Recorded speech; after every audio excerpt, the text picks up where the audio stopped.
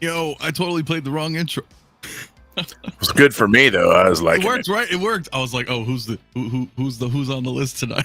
Because Anyway, how you been, man? It's been a couple weeks. How you doing? It's been a couple weeks since I watched your show yesterday with Jost. Oh, nice. What'd you think? I was actually wanted to talk about that a little bit tonight too. I'm like, just when I thought I was out, they pull me back in. They pull you back in, man. Well, everybody, guys, kind of like this hot toy that's been here for sitting here. This is my god. Yeah. Well, listen, guys, we are on episode 99. I just want to segue that in real quick. Next week's going to be 99.5. I think we're going to save the 100th for the following week because we got some good stuff on the 100th. But of course, Robert, my man, Burnett in the house. Brother Cousins Jay also in the house. Hey, what's up, everybody? How Happy you doing? Saturday, dude. I'm doing good, man. Can you guys hear me good? Guys hear me good? Yeah. I think I hear you just fine. Okay, perfect. I think. Dude, I got some third-party 𝗦𝗢𝗠𝗘 vents. Look at how big that is. Look at that. Let's see. Yeah, third party. Was that for Star Wars Day yesterday? That was Star Trek. How dare you? Come on. How can you? Jeez, unbelievable. That's what you call the Freudian slip. I know. Yeah, no. Right now we're on opposite sides of the spectrum. I also got this. I also got my from Fandom 13. Oh, let's see. Can I see? Yeah. Oh. Yeah. Nice. So for those of you who are watching the show but don't know, so 𝗕𝗓𝗧 was putting out this die-cast Enterprise D. It's about this big. Yeah. And it's a Partworks kit, meaning that once a month they send you. Normally Partworks stuff comes out every week, like it does in Japan. But when you're going through 𝗕𝗓𝗧 or now fan home, you get a box once a month. And here's let's see this box. So here's the box that I get. Actually, I get three. I get 3 of these a month. Yes. For different ships.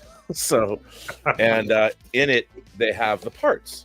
So, like here's one of the parts. So here's you can see there's part of the saucer section of the Enterprise. You have to put, and there's lights, and you have to put the windows in and stuff. And so I don't know how many parts. I think there's 80 total, 80 sets. But what happened was 𝗕𝗓𝗧 went bankrupt. Right. So in the middle, I think I'd spent $1,000 already, and then they went bankrupt, and there was never going to be any hope to ever finish this model.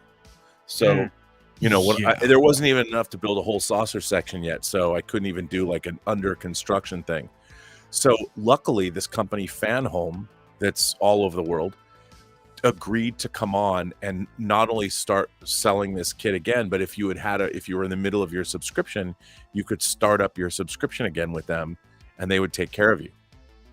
And not only that, but the old D'Agostini made a model of the Millennium Falcon, and it was the same size as the filming miniature from Empire Strikes Back. It's like 4 feet, 3 feet or 4 feet by 3 feet. It's huge. And it's all lit and motorized, has full interior and stuff, but you have to build it and paint it. But there was companies that made accuratizing kits, like for instance what they did with this. So these are obviously the grills that go on the back of the Falcon, right? Oh yeah. Now normally you can't. So this is etched brass. So what you do on like these are little. What you do is you make the little. What are these things called? They're jibs. Okay, so here's a jib. So you take these out, the vents out, you put them in the jib, and you bend the vents a little bit, so you can then see through the models. Traditional plastic models have always had these as solid, but when you bend the jibs, you can also get third-party parts where you see like the fan, the emanators that are underneath the. Now who made those? Wow. These are made by a company called Paragraphics, and Paragraphics has made a lot of third-party etched brass stuff for many different models, Star Trek models, Star Wars models. The 2001 Space Clipper, they make an entire interior for the Space Clipper. Wow. And it's all etched brass. So if you want to ultra detail your models, you can. Dude, that's That's awesome. So what I've been doing is these are hard to get, like, because they only made these and then they stopped selling the Millennium Falcon. But now that they're selling it again, I'm going through and getting all the third-party ultra detailed kits, as many as I can before everybody else tries to get it. Yeah, that is actually really cool, man. And I feel for you and everybody else out there too, because I mean, the whole 𝗕𝗓𝗧, I mean, they've been around for 40 plus years. Yeah. And all of a sudden, you know, because you know me, I don't know how many Star Trek 𝗕𝗓𝗧 ships I have, you know, and then I didn't do the build to Enterprise. I thought about it, and at the time I was like, oh man, I'm kind well, you know, the ships they've done, the medium ships, and then their bigger ships, you know, like here's a 𝗕𝗘𝗥𝗖𝗢𝗡 class warbird from the neutral zone. Like this is an 𝗕𝗓𝗧 ship, and I really like the 𝗕𝗓𝗧. I have a ton of these. I don't have all of them. That's the XL, isn't it? Yeah, this is the I was XL. gonna say that's a little bit bigger than mine. Yeah, so this is the and I have, you know, the XL versions, and not all of them, but the ones I really like. So they're great. I mean, you could build a plastic model, but they're really, really cool. And now you can get them again because Master Replicas is selling their stock. Yeah. Now, are they still back doing them though? Right. Like if I wanted to go get like the Enterprise DXL or Voyager XL until they sell out. Oh, okay. So yeah. So they bought all the remaining stock and they've been dropping it. Okay. But yeah, I went back and got some shuttles and things that I didn't have that I wanted. Yeah. Well, shit, dude, that is very cool. That is awesome. I know right before Jay came in, you were saying you watched the interview with Yost yesterday. Speaking of Falcon. Oh my God. So Yost is making, he's if I know it's your interview, but Yost was on your show yesterday, and he said he's going to make the Jedi Starfighter from Revenge of the Sith because that's his favorite of all the prequel ships. That was his favorite. And that's probably the most manageable one to make. Yeah. In terms of size. Yeah. Because it's relatively the same size as the Snow Speeder, maybe a little smaller. Yeah, dude. And you got to get that. Come on. He's gonna do it. I know. I mean, he's gonna do it. I could. Let's do a little bit of Inception here. I mean, how cool is that they're gonna do that? Yeah, that's amazing, and it's kind of coming soon. Too, there we right? go. A little bit of like dream Inception. He's saying towards the end of 2014, right? Yeah, and now I didn't hear what he said about this, but how is he going to reconcile the R2 unit problem? Well, that's the thing he's thinking about. So what my this is weird, dude. I'm seeing two of me right now. But just to show you guys those who didn't see it, I mean, obviously the interviews on it, but yeah, panel to panel. But I suggested just building an R2 as such right there, just the top area. And then seeing if you can rig it and have it wired so it lights up and spins or something. That would be cool.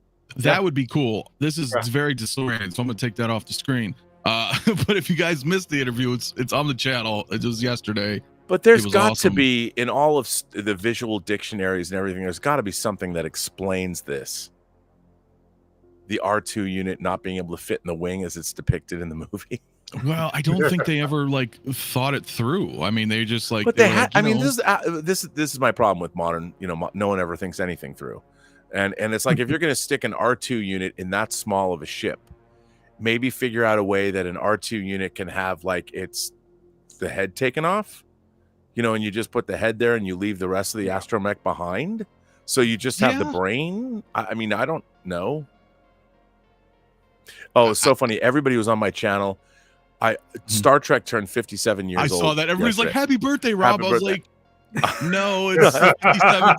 People were sending me super chats, and I felt kind of. I know. I felt guilty going, "Oh my God, you're sending me like $10 super chats for my birthday." I'm like, "It's not my birthday." And I don't know sometimes if you could see the chat, so I didn't want to super chat you to say, "Hey, it's not their birth," because then it's like counter. I titled, you know, it's funny. I didn't want to mislead anyone. I just said, at 57 years, does anyone still, I thought it was apparent. I think my title was, at 57 years, does anyone really know how to write Star Trek anymore? Yeah. And I thought that was apparent because yesterday was the 57th anniversary. There was, you know, Star Trek Day and whatever. But only us guys know that. I guess so. Right? Nobody knows. May the 4th is catchy, right? Because it's a pun. It's a play on the words. But yeah. Star Trek Day, they're like, when is that? Star Trek Day is May 25th. I mean, Star Wars Day is May 25th. It is, was, and ever shall be. I mean, yes. I don't understand. Just because May the 4th and Revenge of the 5th Revenge of the 5th and Revenge of the Sith. I mean, I don't know, a 6th. It's just, I don't get it. Star Wars Day is better PR, I guess. I mean, yeah. I like your name, my friend Vulcan. Do snowspeeders have droids? Oh, do they? No. I know Jazz Inc. doesn't have a spot for it, so I don't. No, they don't. I don't remember seeing one. But you know what I think? Right? I think ships that go in space have to have astromech droids for navigation and things, because they don't. Right? I mean, I've always thought that astromech droids, because that's why they're called astromechs.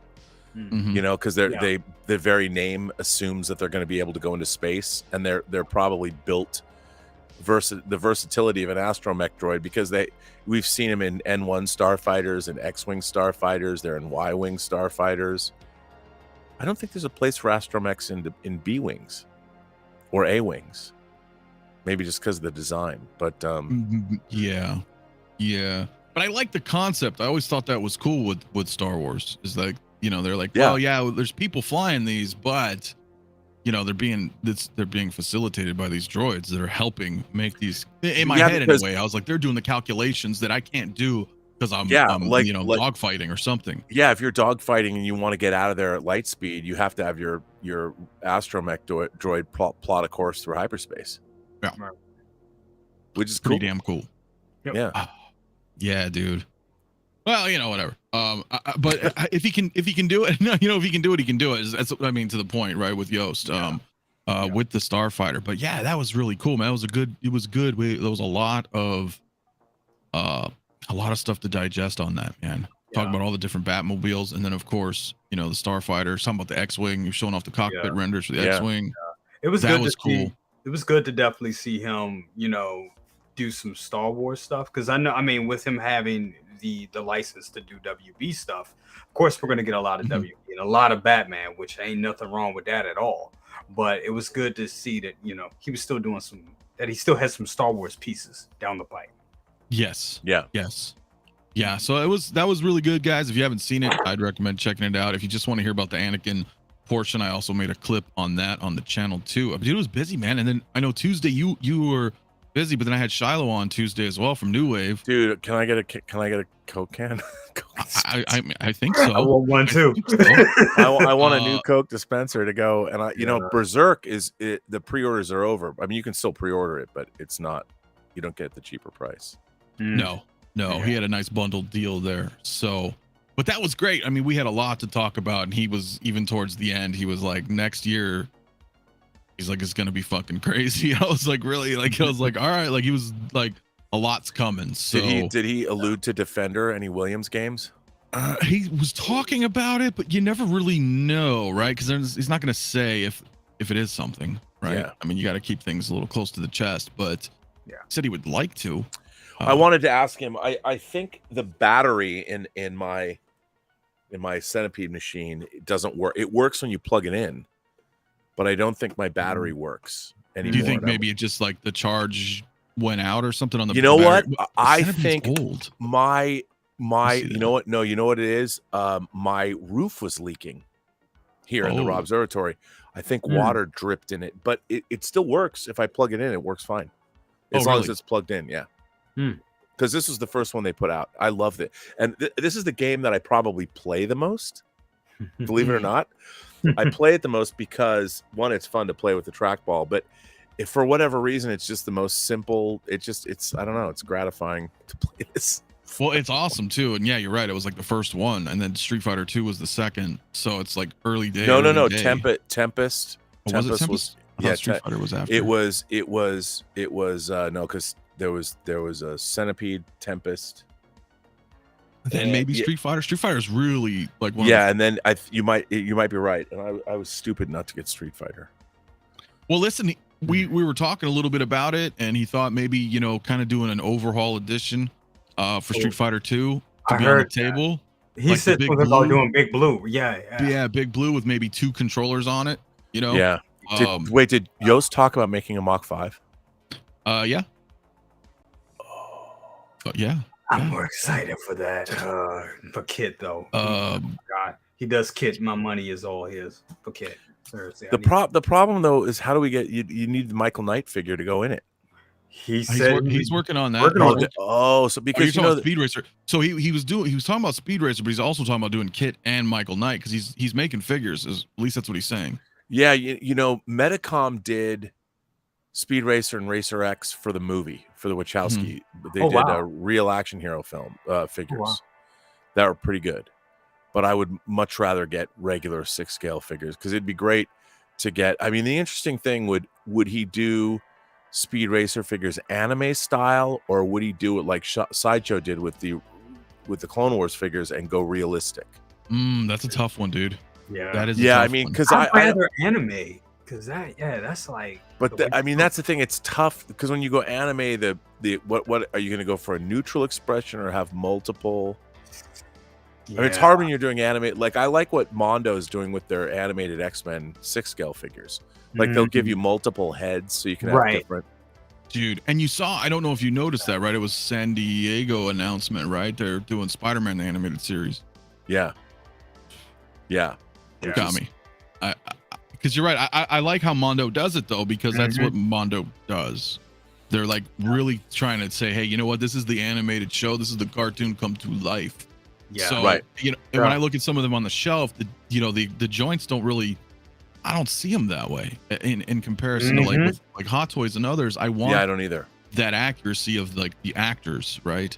I don't want to see it. It turns it off to me. But with these animated styles, I'm like, dude, they're perfect for figures for that. I mean, I'm going the whole Mondo route too. Mondo has me with when they announced Spider-Man animated series. I was like, yes.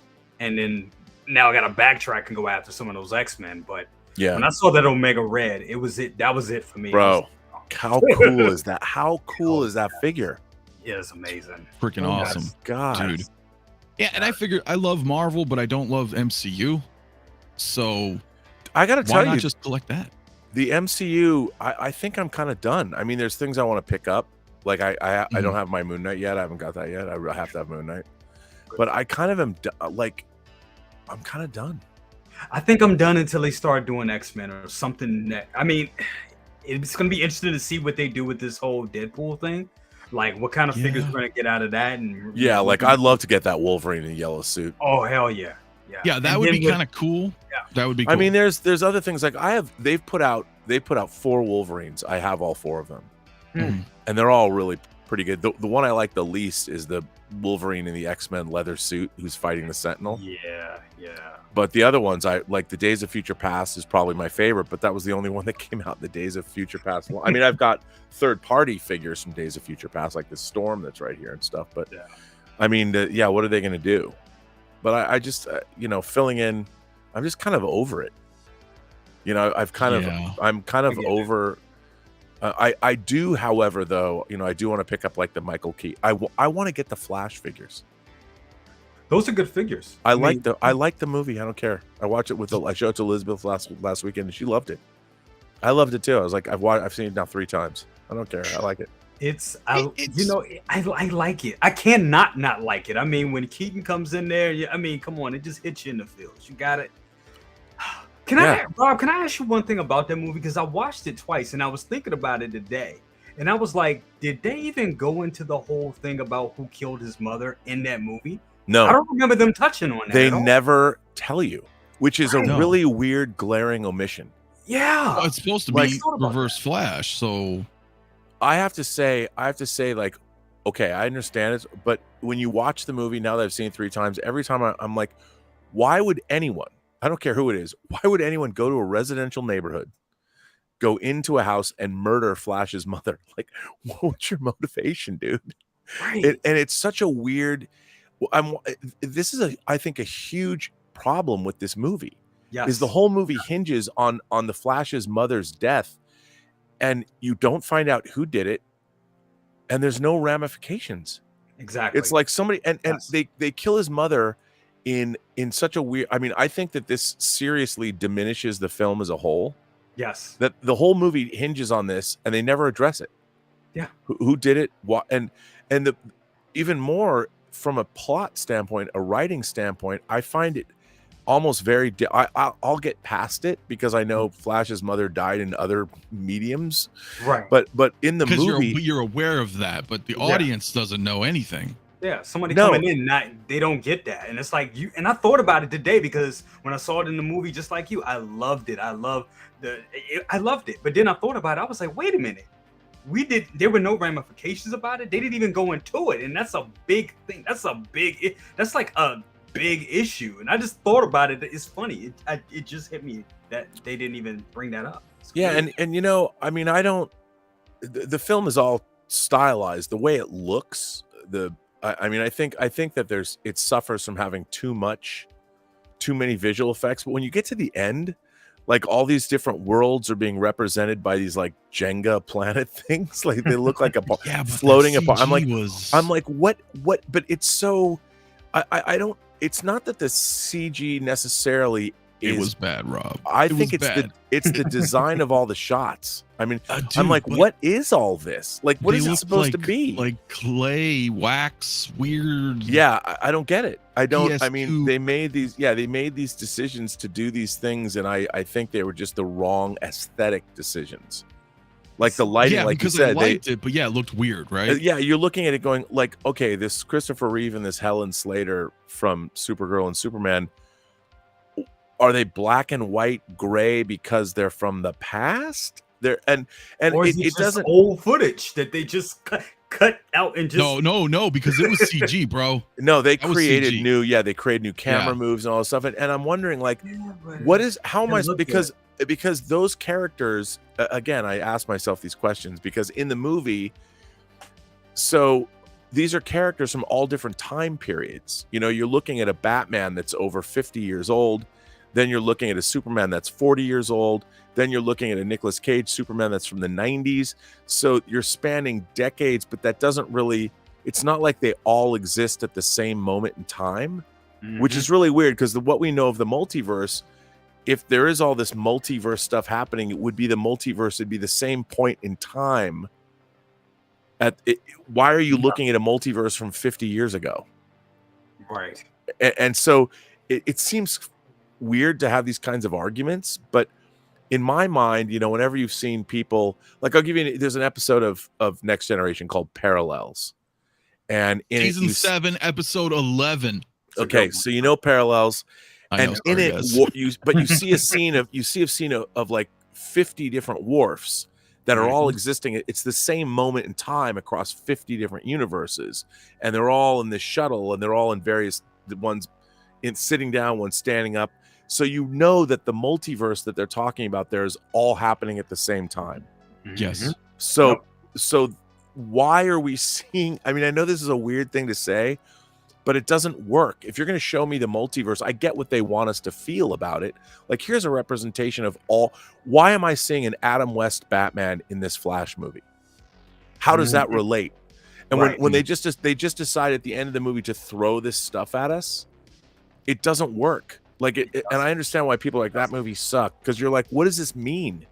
Yeah. And it's, to me, it's like, in a way, it's breaking the fourth wall, because what does the Flash know of an Adam West Batman? You know, he doesn't know that, and that Adam West Batman does not exist in the DC multiverse, the Snyderverse, or anything else. That was Fox. It's from a different but I don't studio. Like the problem is DC's never really had their shit together. I would but say, I mean, other but than even they're internally animated. in the movie, the screenwriters, it just doesn't make sense. It doesn't make sense. And you're watching this movie and you're trying to, and this is my problem with a lot of. I was talking about this about Star Trek today. The people writing Star Trek today don't know how to write Star Trek, and they just don't know anything about science fiction. And in the Flash, I'm like, okay, you need, everything has to, whether you're writing a horror, science fiction, or fantasy movie, you need to know the rules within the universe, the confines of what you're, like, I still don't understand why Aquaman flies. Why does Aquaman fly? Did Aquaman fly in the comics? I don't remember that. I was a huge Justice League fan. So why does Aquaman fly in Aquaman, the movie, the Jason Momoa movie? He flies. Why? How does he fly? He didn't fly in the comics. Yeah, that's a little bit weird. And they've never addressed it. It's just he flies for whatever reason. I'm like, how does Aquaman fly? Is it because we have a red sun and he's got Kryptonian blood in him? Yeah. And this is, I know this is a little thing to think about, but I think this is a real problem with its mythology drift. I just did this thing. I read an article called Kirk Drift about how our perception of the character of Captain Kirk is wrong. It's been polluted by the intervening years, and people think of Captain Kirk and he's not really that way. And when you go back and watch the original series, people can't see it the way it really is because they've been so infected by the mind virus of what they think the character of James Kirk is.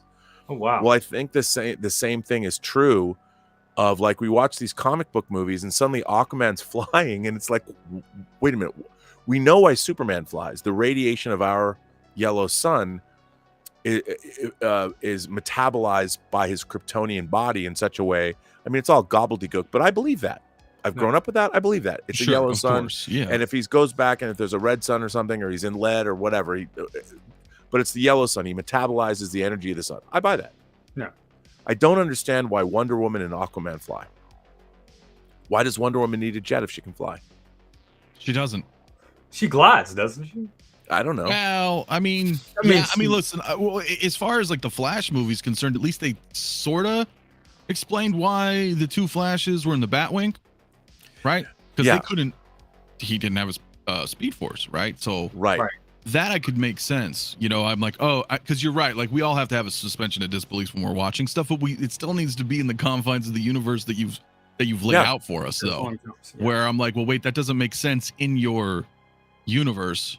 There's tons of examples we know, and I don't want to get into it because I'll get into a fucking rant myself. But you know, you're like, wait a minute, it doesn't make sense within this universe. But to a certain extent, I was going to bring it around to toys. That has now affected my desire to want to buy MCU figures. Because of course, I'm in the same with you. Yeah, because it's like the MCU figures, it used to be like, okay, I want to have all the MCU figures from, say, the Infinity Saga, the ones I want, because they all kind of go together. The movies built off each other. Sure. Yeah. Like I'm looking right now, like, I really like the first Captain America, the first Captain Marvel figure they did. The one I got two of because I got a free one. Yes, I'm buying Cyborg, but if you want to throw in a $250 Captain Marvel figure, fine, because I'll use it as the Mohawk one and make her flying around, so I have two. Sure, yeah, great. Of course. Yeah. But I look at this new Marvels movie, right? She's wearing a new costume that, in my mind, kind of blows. It's not cool. It's not. It's got this big star. Very plain. Yeah. You know, and I'm like, I'm not gonna buy that. Yeah. You know, I mean, I might go for the Bob Dylan short hair, rooted hair Captain Marvel figure. That looks great. I like it. Yeah. You know, it looks great, but I don't want to buy I don't want that outfit. Yeah. You know, I don't, and she looks too thin in that suit. She's really, really slight. And I really love the way with their long hair from the Captain Marvel, and that figure with the leather jacket's awesome. It's a better figure, and I like the one from Endgame. I like that. I like the short hair look, and I agree. I'm looking this way, so I'm looking at it now. Yeah, I love the way the costume looks and everything. This new one, I agree with you, Rob. I don't dig it. It's not enough to be. It's not toyetic enough, if that makes any sense. Well, yeah, like, give me a Monica Rambeau, because that's my Captain Marvel from the 80s. Yes. Yeah. Give her a big rooted fro, man. You can do that. You go. That's what I want. I want a big rooted fro on her. I love that black and white suit. You know, that I want. They better make her. And I'd even buy a Miss Marvel. Hell yeah. Because she's a mutant. So, you know, I can put her with my mutants. Yeah, she is, isn't she? But, you know, I get your point, though. Like, and maybe it might just be me and you. I'm sure there's some out there, but, like, I haven't been feeling it, you know, I don't know, reading comics my whole life. And I did enjoy MCU for a while, but now it's like, I don't know if I don't think it's fatigue per se. There may be some of that there, but I think, like, the direction that they've been going lately hasn't. There's no. Let me ask you this. Right now, if you were to make a guess, where not seeing Marvels, where is the Marvel? Okay, let me ask you this: who makes up the Avengers team right now in the MCU? Who is in the Avengers? Dude, fuck if I know. I think they're trying to make a young Avengers now, right? I mean, but no one knows. Yeah. How can we 30 plus movies in So Wakanda Forever was like the 30th movie. Yep. So Love and Thunder was 31. Quantumania is 32. Guardians of the Galaxies. We're 33 movies in. How do we not know who's in the Avengers? No. Yeah, I don't know. That's the problem. And another thing is, and a lot of people aren't talking about this. Look how long it takes for sequels to come out of these characters. You can't even really connect with these characters. Like Shang-Chi. Everybody's like, Shang-Chi. And Shang-Chi was good. I like Shang-Chi a lot. Yeah, but he was nowhere through the, like. Also, where is he? Why would you even, as part of the MCU? Okay, we know that he knows Wong and he talked to people. Sure, but yeah. Why would he be his stories as far as the MCU goes? Yeah, his sister's now a crime boss, took over the 10 rings or whatever. What does he have to do with anything anymore?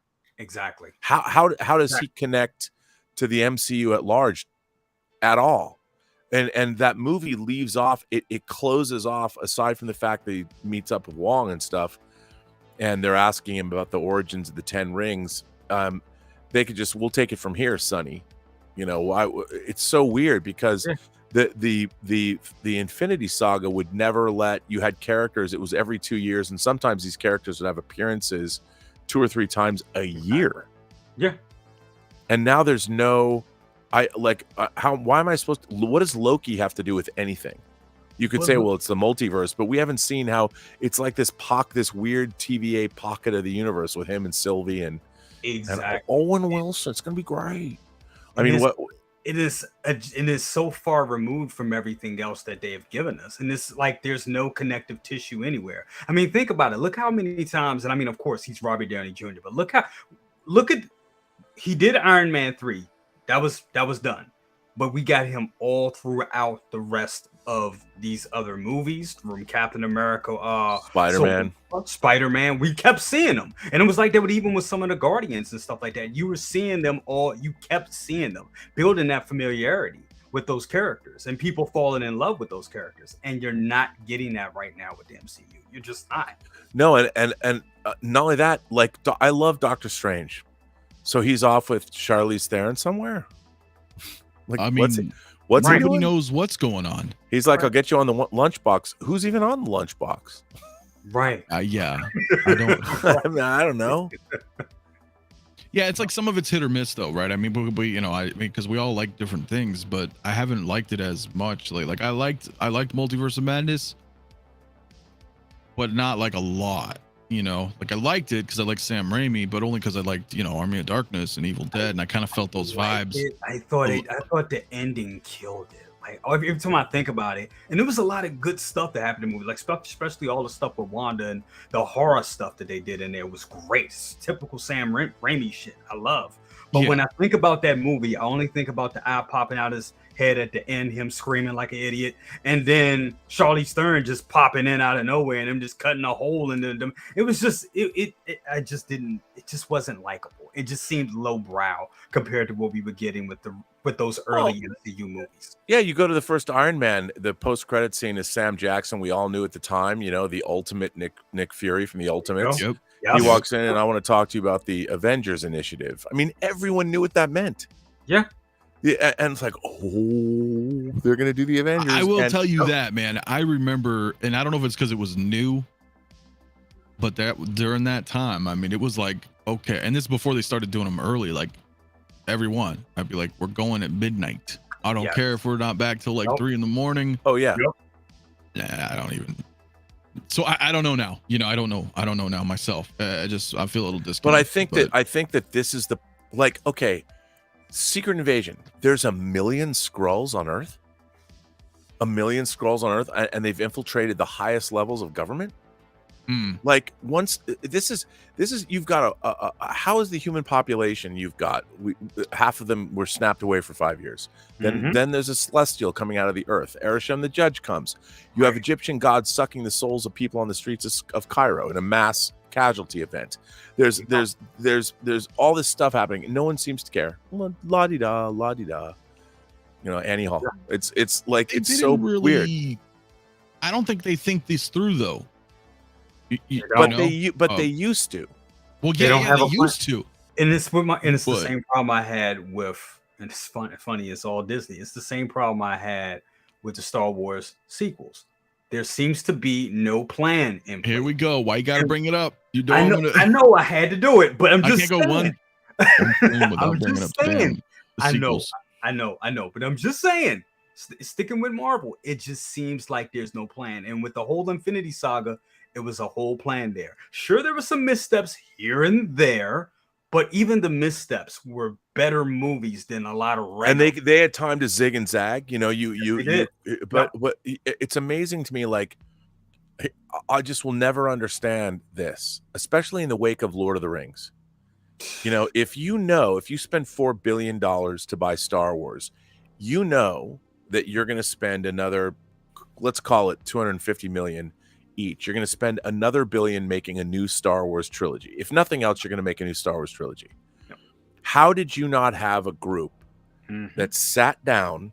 Like, first of all, the first thing I would do is like, okay, we're going to have a story group come down and come up with a plan. You've bought something for $4 billion. Yes. And you've seen, okay, it's a trilogy. We've seen the Lord of the Rings trilogy. What I would have said, Lord of the Rings should be our model. We are going to greenlight 3 movies all at once. That's right. We're going to make them.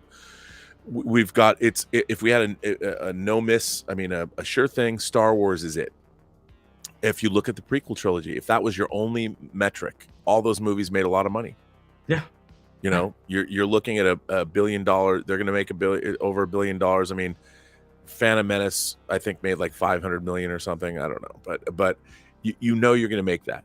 Sure, so of course. How do you not, from a business standpoint, greenlight these movies, and how do you not go out and go to the 10? Like, if I were Bob Iger at the time as a filmmaker, I would be like, okay, I'm going to invite my hand picked. I'm going to go to 10 filmmakers. And I'm like, you are one of the 10 people that I'm hand picking to make a Star Wars movie. You got to come in together. We're going to have a coordinated team. Do you want to do it? And what is your idea? And then you bring those guys in first. I just don't understand why. But you realize that the people at the top, they don't know how to make movies. No, they just want to make money though, and they did.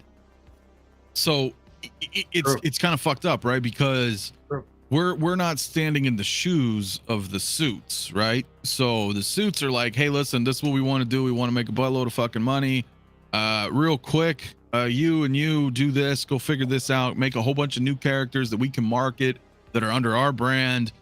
Whatever you need to do, go do it. You got a year to do it. Here we go. And Force Awakens makes like what, a fuck ton of money. Yeah. So funny, they find it as a success, right? Bob Dylan says, I've been saying this. I I floated this theory last year, or not, maybe earlier this year on the John Campea show. I said, maybe the revelation that we're going to get is Marvel Phase 4, all the movies that we've seen have taken place in different universes. And then they're going to reveal that. But even then, that revelation now is too little, too late. The thing is, the movies themselves haven't been good. That's Quantum Mania and Thor Love and Thunder. I'm like, I don't care. Forgettable. Yeah. They're forgettable. Yeah. Let's be honest. Yeah, like why are we combining Ant-Man and Kang together? Like, I understand, like, but because the Ant-Man movies have been charming from their perspective, but you get down into Quantum Mania and there's no realism there. Right. The fun thing about Ant-Man is watching him shrink. Yes. But when you put him in the quantum realm where everything is shrunk, well, then it's no fun kind of anymore. Like, well, it doesn't really. Yeah. I mean, it would be much more fun to see a character like Iron Man or Captain America function in the quantum realm, but not a character who shrinks. Right. And it's like, then you're just normal. Like everything else in the quantum it's like realm. You're now disconnected. And sometimes that works, and I'll explain that in a second, but I do want to say thank you, 𝗕𝗘𝗢𝗢 man, for the $5 super chat. That I had a lovely thought the other day that in Superman 4, it is canon that Superman can rebuild the Great Wall of China with piss poor special effects. Oh, that's funny, Bill. I appreciate it, brother. I do. No, sometimes it works. Sometimes it works, though, if you do good in a storytelling point of view, where you take your protagonist and you take them completely out of their element, right? And then see how they adapt to that surrounding. But with Ant-Man, it didn't really feel that way, right? He's like, I've shrunk so much, and I get where they were going, because they were like, hey, look, there's a whole nother realm here that you can't access. you know, but then he doesn't do anything in there, right? Because it doesn't. Yeah. What can he do? He's already shrunk down that small. Yeah, and it was just a weird. I mean, I get where they're going, but it was the fun of the Ant-Man movies is like the climax of the first movie takes place on a toy train in a little girl's bedroom, but because they're shrunk down, the toy train becomes a real. It's the and same that was size fun. Of, that was fun. Yeah, it was fun. It was totally fun. It was unique to Ant-Man. Yes, you know, and it was. I really liked the movies. I liked the family element. How Scott Lang, you know, he gets out of jail after going. He's trying to do the straight and narrow thing, and it was good, you know. And it's weird. I don't understand how Kevin Feige and everyone at Marvel doesn't know that or didn't see that. And it's weird. I don't know why that is.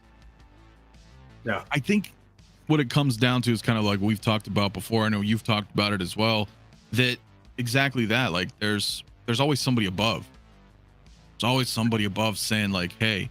Because, like, look, like all three of us on this panel right now, we could be like, you know what? We got a whole bunch of money right now. We're going to start like a studio. We got a really cool idea for a new IP. And we're like breaking down all these story arcs and characters. We're going to make this badass trilogy.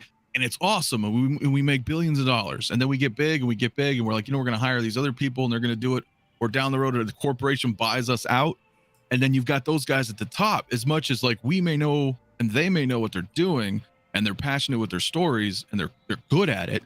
There's somebody above that's saying like, well, no, we don't need, why are we doing that? We don't need to do that. We need to do this, and then do it. Like there's that oversight, you know what I mean? That just, it stifles creativity in my opinion. Well, also, I don't think they know, like I was just saying on my other stream, it's really weird. These corporate entities, when they think about people like the fans, what they shouldn't be thinking about the fans. They should be thinking about why did fans become fans of whatever property they own? Like, what was it about that property that engendered such fervor in the fan base? And I think the only reason that it, and then they think, okay, well, how can we make this a mainstream property? Well, the way to make it a mainstream property is to get it out into the mainstream. Like a lot of this stuff was niche. Star Wars went out in the mainstream the day it opened. Star Wars became the fan base of Star Wars. Everybody loves Star Wars. It's just the fan base became, those are always the most diehard. They collect the books. Most people don't do that. They collect the action figures. They collect the soundtrack albums, you know, the posters, whatever. Yep. That's always a niche thing, but everybody will watch a Star Wars movie and enjoy it. But it has to be good. Right. And so, you know, what I don't understand, this is what I don't get. A character like Boba Fett, you know, from watching the ILM documentary on Disney Plus, they took a lot of inspiration from Clint Eastwood's The Man with No Name, from Sergio Leone's for a fistful of dollars for a few dollars more, and especially the good, the bad, and the ugly. That's why Boba Fett has a effing poncho. Right. So if you know that that's where Boba Fett's where it comes from, then every kind of Boba Fett thing that you're going to make should hark back to the Man with No Name trilogy, which coincidentally harks back to Kurosawa, which also harks back to what Lucas was looking at when he made Star Wars. Star Wars. Exactly. So even though, so it all kind of dovetails. So the question that I would say is, if you're going to make a movie or a TV show about Boba Fett, look to the samurai movies, or look to the reason the spaghetti westerns are interesting is you had Sergio Leone making a movie set post Civil War America, but shot in Spain. Doesn't look anything like. You know, it's those movies feel that what's so great about those movies is there's this weird alien quality to them, because when you see like these Civil War soldiers, it's like they came out of some time rip from some cloud off in the desert. It's not, and that's what's cool about them. It doesn't feel period authentic. It's weird. It feels like I'm convinced that Stephen King got all the inspiration he needed for The Dark Tower from watching the Sergio Leone spaghetti westerns, because they're that weird. Yeah. But I don't understand. So why don't they look to those movies for inspiration? So when you look at Book of Boba Fett, why isn't it badass like a Sergio Leone western? Exactly. Well, I mean, man, I think they're trying. I totally get what you're saying here, but like, I think they're kind of trying to do it with Ahsoka. Yeah, but the thing about Ahsoka is that's going on there. But that's the Dave Filoni verse. So Dave Filoni talking to, I think that Ahsoka now is the cul-de-sac of Star Wars that Dave Filoni is the controller of, over through Clone Wars and Rebels and now Ahsoka, because like okay, the world between worlds or whatever. What does that have to do with Star Wars?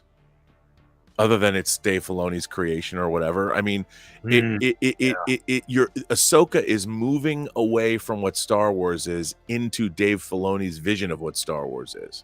I get what you're saying. Yeah. You know what I mean? Yeah. Like, okay, now we're going to another galaxy. Yeah. Why are we doing that? Why are we going? Why? First of all, going to another galaxy doesn't make any sense, because one, the distance. I even though Star Wars is fantasy and not science fiction, the time it would take to travel to another galaxy, even through hyperspace, it's like, do you know how far away galaxies are and how big they are? And suddenly now we just built a big hyperspace ring. We're going to go to another galaxy. Like, that's where everybody's hiding. Well, if you could go to another galaxy, why didn't Emperor Palpatine just go to another galaxy, take the Force with him, and conquer that galaxy? Right. Like, why does he care about if you can go to another galaxy, why do you care about this one? I mean, the star. Why would you care?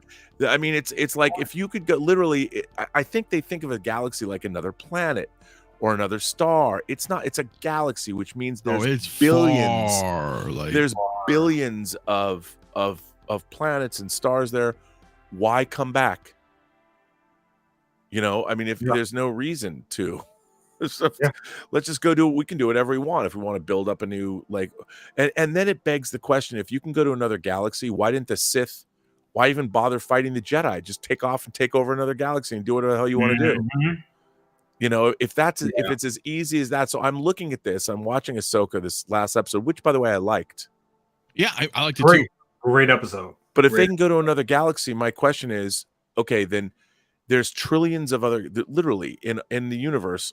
So once you've moved to another galaxy, why come back ever? And if you can go to another galaxy, why didn't the Sith go to another galaxy? You had a hyperlight travel 1,000 years ago. Why are you battling over this one? Why are we fighting the Jedi? Let's just go to another galaxy. I mean, unless you're really hell-bent on staying on a planet, what is keeping you here? Right. So in a way, I think what Dave Filoni is doing with this extra galactic travel is breaking the Star Wars universe. And Rob, it's so funny you say you articulated in a great way, because I was feeling that a lot with a lot of these properties. And don't get me wrong, I love Ahsoka. I love this show, the music, the score, everything. I think this is one of the stronger Disney Plus Star Wars show. It's definitely one of the stronger ones. But just sometimes when I'm watching some of these shows, and it kind of started with me with Andor, even though Andor was good as well. And I think that was another strong Disney Plus show.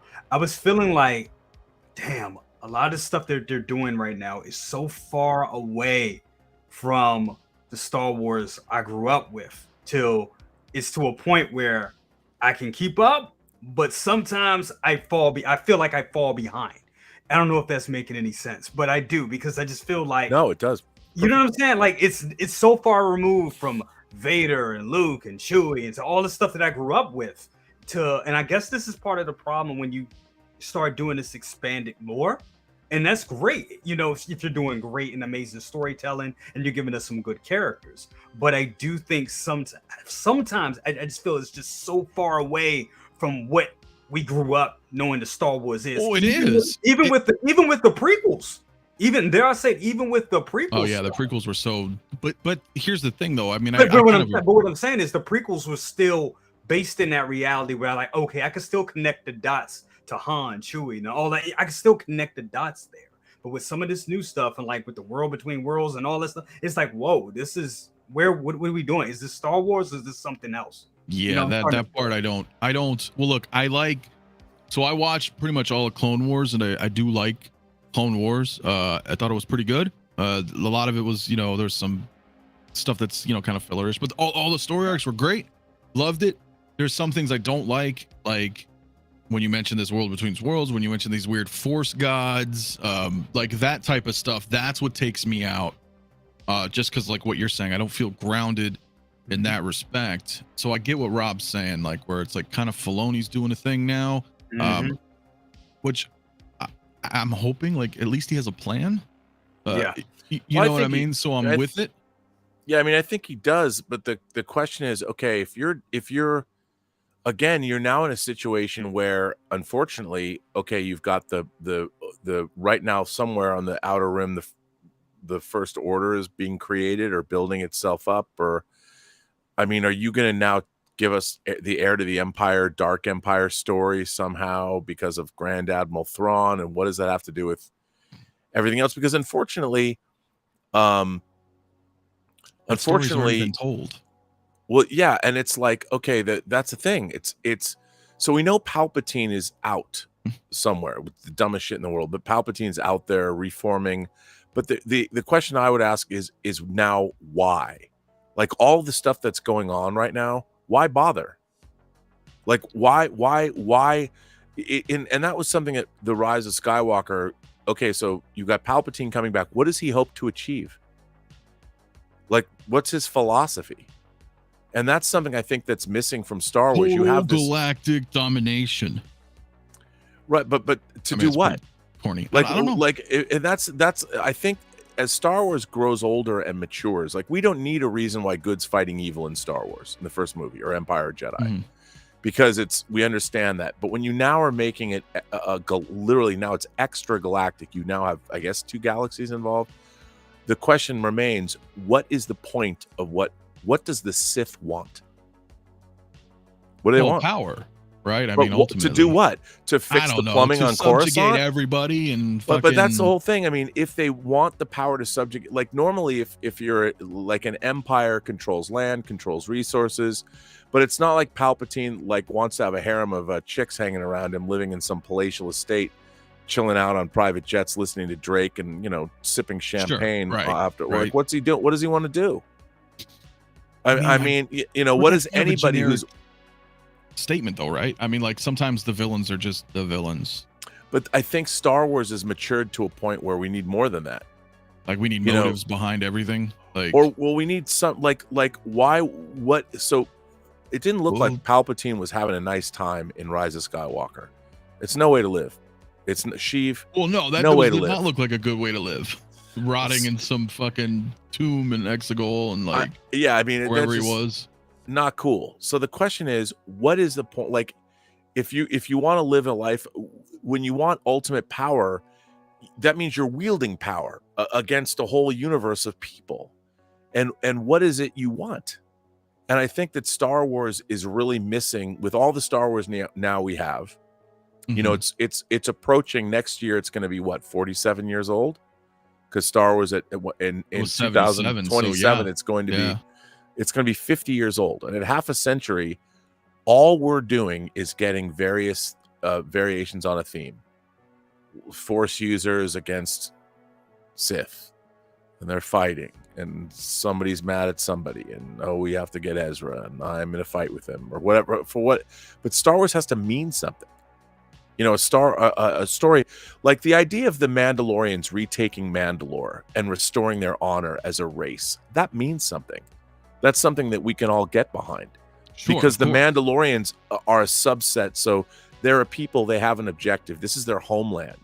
And we have there's analogies around the world, our world here, about people that want to protect their homeland or go back to their homeland or restore their homeland. I mean, if you look at the Balkan conflict, you had people, brothers and sisters were fighting, whole families were torn asunder on either side of the battle lines. And we've got those things happening. And the idea of the Mandalorians retaking Mandalore, that's a story. You get that. You understand what they want. Sure. Yeah. But I say that because we can all buy Mandalorian Hot Toys figures because they're cool. It's like you put a group of Mandalorians together, you look at them and they're like, they want their home, they want Mandalore back. So, the Mando stories make sense though, like you're saying though, like we can identify to some level, right? Yeah. Whether either we identify personally or just through history, if you know anything about human history, right? So you can relate to it, identify it somewhat. So yeah, I find that more appealing. I mean, even if you think about something like John Wick, okay, in the first John Wick movie, these guys Here comes Bob Dylan. These guys came to his house. Yes. Like they broke all covenants because they didn't know who he was. They didn't know he was the Baba Yaga. They come in, they kill his dog. They don't know who he is. They're chumps. And if you think about it, John Wick's entire quest, he's either going to die or he wants peace. He had it. You know, he thought he had peace and his wife died of cancer or whatever, left him alone, disrupting the peace that he thought he'd earned. Then he was content, I guess, to live in his sadness with his dog and all that. And then these assholes come in his house. And the next 4 John Wick movies, he just wants to have peace again. So that makes sense. So we know that about him. You know, but I just don't know. Like, what? I don't know what Star Wars is about anymore. Wizards in space. Yeah, but even wizards in space, you know what in Lord of the Rings, you know what they want. You know, you got the evil wizard who wants to like cover the darkness, the Middle Earth with darkness. What is happening in Star Wars right now? Well, I don't know. That's the problem. That's the problem with all of these franchises. We don't know what's happening with the Marvel Cinematic Universe, and we don't know what's happening with Star Wars. And I think that's a problem because you know what? They don't know what's happening with it either. And when you know that your storytellers don't know what's going on, how do you, as a consumer of those stories, how are you supposed to get behind those creators? You're like, you don't know what you're telling me. And then we get disillusioned and the fan base gets pissed and I don't want to buy merchandise anymore. You know? I guess, yeah, you're right about that. You are right about that. I do have a couple super chats, so real quick, I want to get to guys. No, of course. Like, we always rant. It happens. Not a problem at all. But Batman, my man, Collectibles, thank you so much, man, for the $5 super chat, man. Says, I've been saying it all along. Warner Brothers needs to hold off on another failed mass universe and stick to solo films like the Batman 2 and the Joker 2. Yeah, for now, I agree with, those movies on their own are great. Disconnected universes can get messy. And of course, OG fan, my man, thank you so much for the super chat, dude. Saying must have all Boba Fett. Hell yeah, dude. Always, man. That's awesome. But no, you're right. Right, Charlie. Star Wars fan number 1. No, it is. It's interesting, man. Just the way I totally get what you're saying. Like, sometimes we feel a little disconnected and maybe eventually they get us back on path. But I think it's also, if you're a fan in general, like sometimes you're just a fan, right? Regardless. And you're okay with whatever is put out because you just want more of anything, right? There's a lot of that, though. But I think that fans are also discerning. You know, I think that like, look, I'm a rabid fan, and I have to tell you, waiting for Infinity War to come out, and then finally seeing Infinity War, seeing that movie was so gratifying. I mean, seeing that movie, everything in that movie. I was sitting next to the late great John Schnepp. I felt like I was like 4 years old. I'd just eaten a ton of cotton candy, you know, and I was about to start eating my caramel apple. I was on the biggest sugar high ever, you know, and everything that they were putting in front of me was the greatest thing I'd ever seen in my life. Give me more sugar. And it truly was. It was everything that it built up to. Oh yeah, like when I finished Infinity War, it was like I got to watch this again, like right now. Like that's how I felt. Like I saw Infinity War and Endgame 7 times in the theater, 7 times each. Damn, more than me. I saw it twice, but well, in the theater anyway. You know, and like Rob was saying, I remember telling my friends, I was like, if this movie doesn't end with Cap going back to get his kiss from his girl, they fucked up. And my damn it ended exactly the way I thought it would. And I was like, that's fucking, when I woke up, I remember standing up and was like, perfect. Right, you're like, that is the way. Yeah. It was so gratifying. And just the ending credits. I mean, it was truly an end of an era. And man, it's just to see what was great. And then when we got the promise of all these Disney Plus shows, and I was excited, but a part of me was like, it ain't gonna get any better than that. I did feel that. I remember saying, I was like, it's not gonna get any better than that. That nothing lasts forever. And that was just amazing. Now, and I've tried to just accept that. Like, yeah, sometimes things are just great when they're great, and then they're no longer great. I don't know any way to explain that. Like, there's certain, like, I mean, it goes through anything, man. Like movies, certain musicians. You know, there's like maybe it's a period of your life though too, right? I mean, of course, writing is a big factor, but there could be these just moments in time where you're like, dude, this was all amazing, and it runs its course, man. I think, and Rob, you work in a business. Let me ask you: do you also think that, as good as those movies were, like up into that, like the whole Infinity Saga, that I forget, was it 28, 30, like 28 something movies or something? It was like 23 movies, and it was 22. Endgame was 22, and then Far From Home was this sort of the coda. Right. So it's 23 movies. So with those 23 movies, do you think like they just got burned out? Like, not just financially, because I mean, the paying those actors also was like eating half of the damn budget for the movies, but also the writing is like, to keep that level up had to be exhausting. Do you think that had anything to do with it? Like, no, I mean, I think that, first of all, I don't know in the history of cinema 23 interlocking movies that work as well as the Infinity Saga. Yeah. And you know what, when I say this, I'm not saying like what's interesting is, to me, you know, they are comic book movies. They're based on superhero characters that have so many, the number of storylines from the comics that they drew from for all those movies, and they distilled them down and made them all work, was amazing. Yeah. I think that when they're doing those, they're not thinking, well, what's next? You know, and then once they've got to what's next, I mean, they had to figure out like what they weren't really thinking about what they were going to do next, because they had to make Infinity War and Endgame work. I mean, I think that the idea that they followed all of that up with a Black Widow movie was odd, because they had a formula, which was introduce these individual movies. I mean, introduce these into what are your core characters going to be? Is Shang-Chi going to be a core character? You introduce these core characters, and then you lead up to, and they only had 3. They had Captain America, Iron Man, and Thor. So you had those 3 characters, and then you introduce Black Widow and Iron Man 2, you know, and then you lead up to the Avengers. So starting in 2008, you have Iron Man, you have 5 years, you introduce 3 characters in 5 years, and do a couple of multiple movies, or Captain America's case, 1 movie. And then you introduce. So why didn't they follow that formula? Like the problem, I think the Black Widow movie was way overdue. Like way overdue. That's where I agree, but disconnected. But right? that movie should have been part of phase. That movie should have 1 or come 2. Because it should have come in phase 2. When you know what, it should have followed. Obviously, they didn't know whether her character could.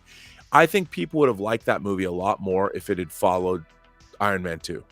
If you'd gone right into Black Winter Widow. Soldier. Or Winter Soldier. Yeah, one of those would have been great. Because it would have been fresh. You'd have been like, oh, this is who she is. If you're you know, just you would have met her sister, viewer. and they could have added her into the mix. Yeah, that could have worked. But by starting phase 4 with that, it's like, well, there's a dead end. You know, you've introduced her sister that you later put into Hawkeye, and then she's like, well, I'm going to kill you because, I mean, and the funny thing about it is, Hawkeye could have said, I loved your sister. We fought for so long. Remember Budapest and all this stuff. I mean, it all sort of didn't really, none of it worked. Yeah. Well, it felt very disconnected at that time. And then where would they go? You know, where are they going to go? So you introduce, and then you introduce, so was it Black Widow and then Shang-Chi? Yeah. It was, okay. Yep. So, and then you introduced Shang-Chi, which I enjoyed quite a bit. You know, I enjoyed that. Yeah. And that was a dead end. Haven't gone back to that yet. Yeah. No. But they'll bring the characters back at some point, right? And to do like, what? Well, like the thing is, I have no idea. Like, what is Shang-Chi gonna do? Like, even with Captain Marvel. So Captain Marvel is basically starting a new story with Monica Rambeau and Ms. Marvel. What does that have to do with anything that we've seen before? I mean, like, but sometimes we don't see anything until we see it. I guess. I mean, so, to their defense, right? I mean, I'm like, okay, you know, but we should, with the Marvel Cinematic Universe the way it is, you're 30 movies deep now, more than 30 movies deep. So we should, in the phase 1 and 2, we saw how we saw that it was building up to the Avengers. What is this even building up to? Where does Quantumania leave us? Where does Thor Love and Thunder leave us? Where does Guardians leave us? It feels like Guardians is over. Yeah. Maybe Star-Lord will come back because they said he was going to come back, but he's done. Yeah. You know, and so it feels like phase 4 and 5 have been endings.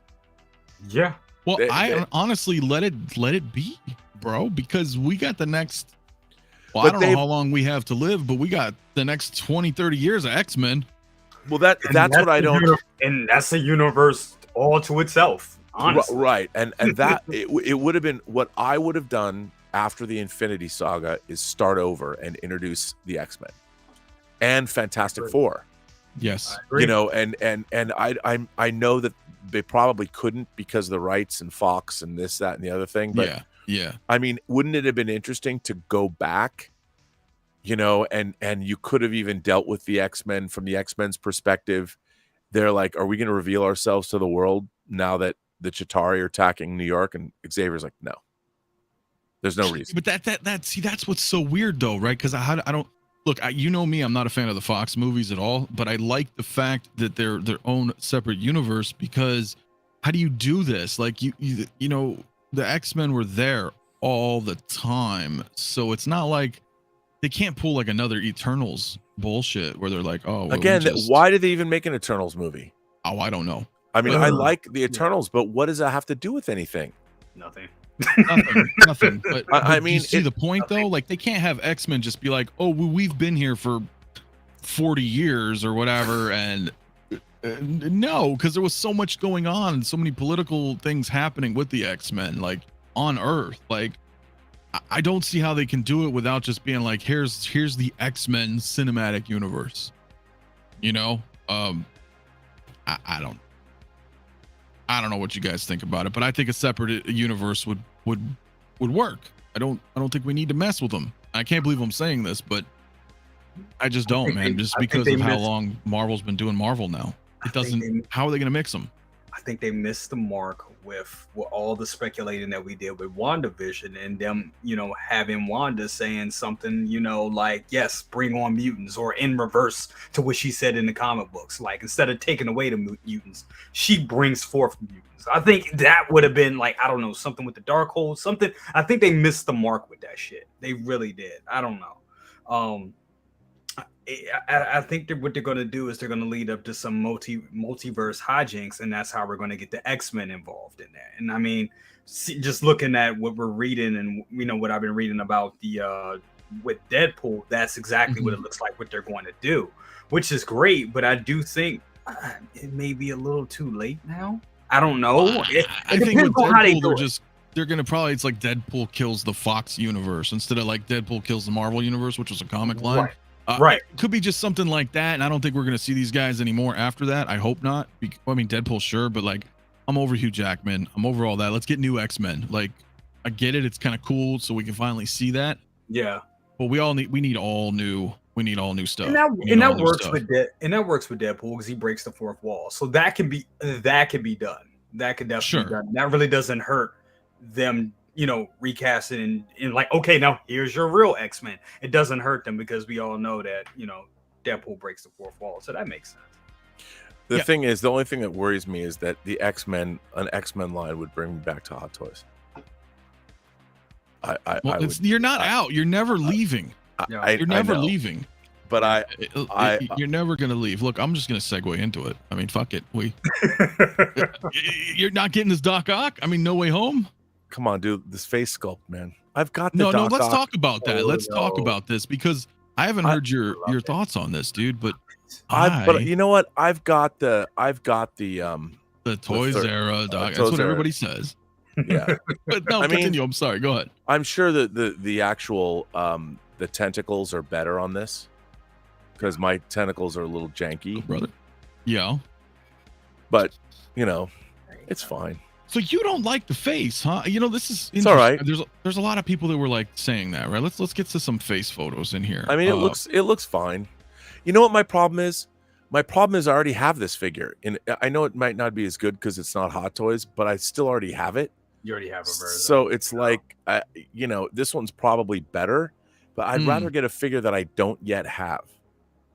If that makes any sense. No, just like I already have the Green Goblin. I've had them in a display for like 2 years now. I get that. You know, and they're cool, and I'm sure this one's better. It's probably better made, but it doesn't, like, I'm looking at it going, it's cool though. And you feel that way because you have the 𝗠𝗘𝗥𝗖𝗛 version. So yeah, there's no reason to get another one. Yeah, that's the thing. I mean, I get why you're getting it now. It's a cool figure, but is it $300? Yeah, like 370, right? Yeah, it's 300. So I'd much rather have a figure I don't already have. Or two. I don't remember how much was it. I forget. It's about 380. It's almost 400 shipped. Okay. Yeah, so it's almost 400 shipped. And I'm thinking to myself, I've seen this figure for 2 years. The character. Yeah. It's in my 𝗦𝗔𝗩 case. Do I get another figure, or do I get this again? And how am I going to know the difference once it's the case? I mean, I think you'll know. I think you'll know the difference, but I get it, because it's like, what do you do with the 𝗠𝗘𝗥𝗖𝗓 one that you have? You know what I'm saying? Yeah, you could sell it, and I don't think it's bad. I mean, look, obviously this is a better figure. It's a better figure, and I'm sure the articulation in the pincers and the actual arms is better too. But I think that's what. And my philosophy behind buying figures is I always want to get the best version of whatever figure it is I want to buy. Like, I really wish that I could have only bought one die-cast Iron Man figure, but unfortunately, there's too many cool die-casts. Yeah, but wait, so then does that mean you think that the 𝗠𝗘𝗥𝗖𝗓 doc is the better version of the two? No, I don't necessarily think that. But the thing is, having already had a figure of this character represented in my collection, to spend $400, I could get a figure that's never been represented in my collection, and that's understandable. Yeah, right. So this is he's not a diehard. He's not a diehard need, right? Because you have one compared to somebody else. Like, you could have had.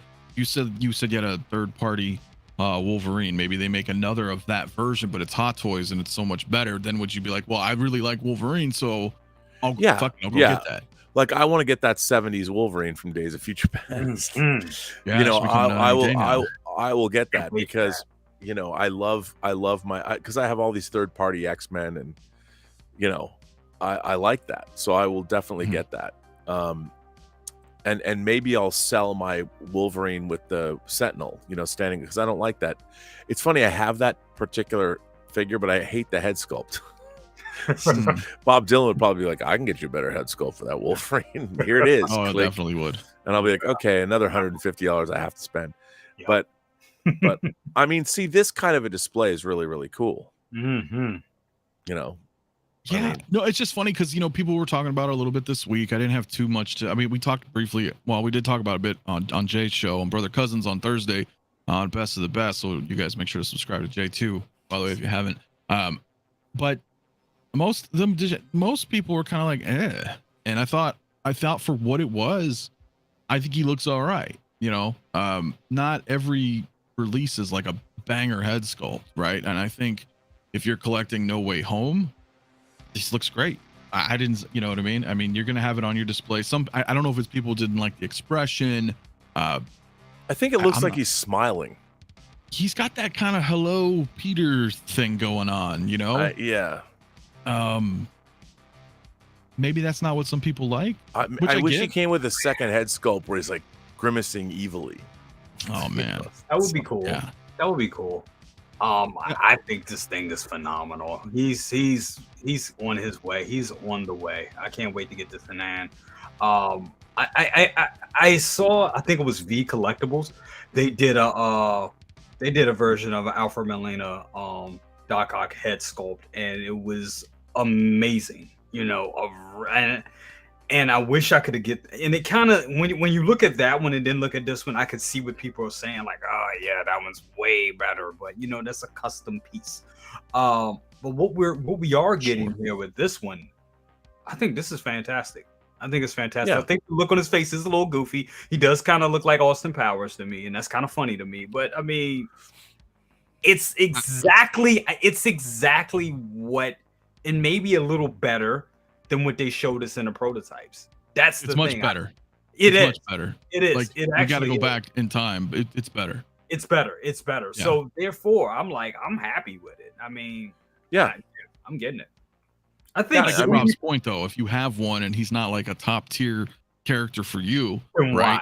Then why get it when I could spend that 400 on? Yeah, but I mean, it's like I said, I think it's a great figure, and the Toys era Doc Ock. You know, my arms are a little flimsy. I mean, I have them displayed the way it looks great, but you know, you kind of want to be like, no.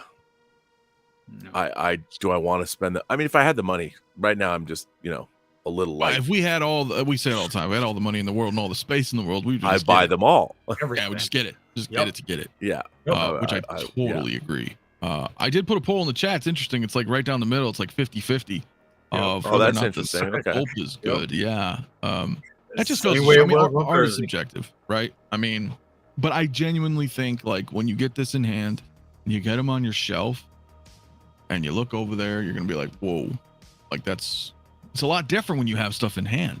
Mm-hmm. It just is. And sometimes it's bad, but I mean, it's not often. Like, it looks like him to me. That's a great shot. Like the photos on this one, they did an excellent job. They did. I mean, look at the lighting here. You know, this works. You know, it's not all blown out. You got a little bit of shade going on here. There's some shadows. So I don't know. Yeah, I mean, this, you know, looking at the head sculpt here, that I like that. That looks good. Yeah. That looks like that is the Hello Peter expression. You're absolutely right. Yeah, so you have that on your shelf, angled right, lit right.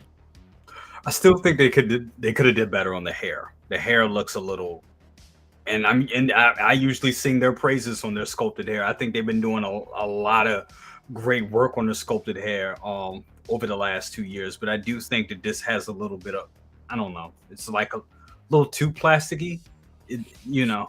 But they do it. It's better in some. It's better in a lot of other areas, and this one is.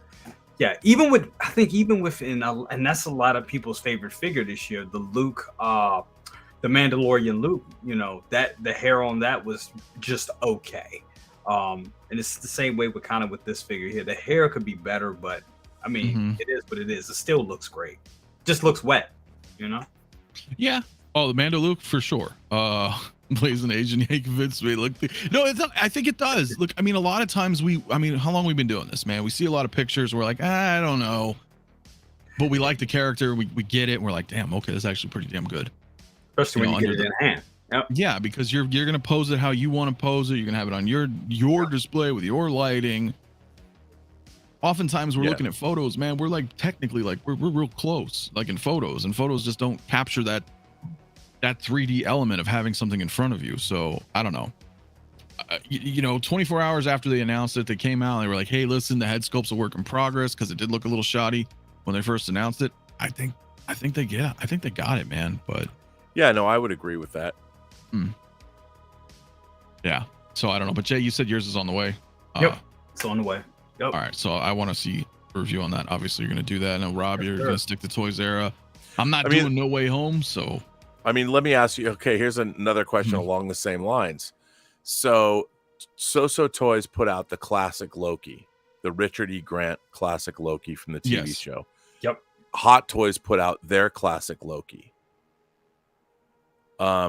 I thought the Toys one. I love Richard E. Grant as an actor. He's one of my favorite actors. Great actor. I thought he was incredible.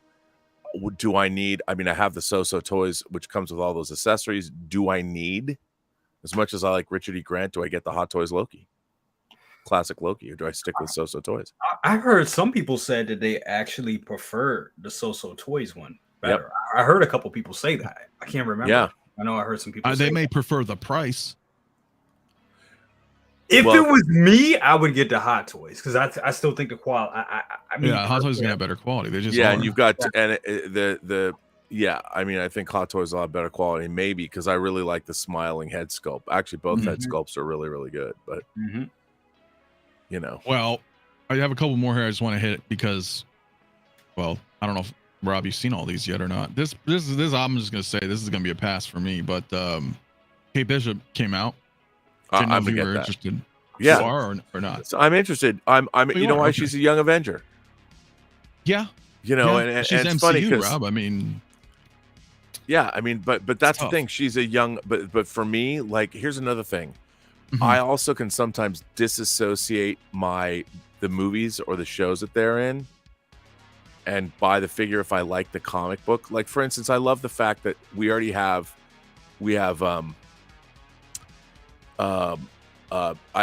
a couple of the Thunderbolts. You know, Sure. Yeah. 3 of them because I've got the Wyatt figure, the Wyatt Russell figure.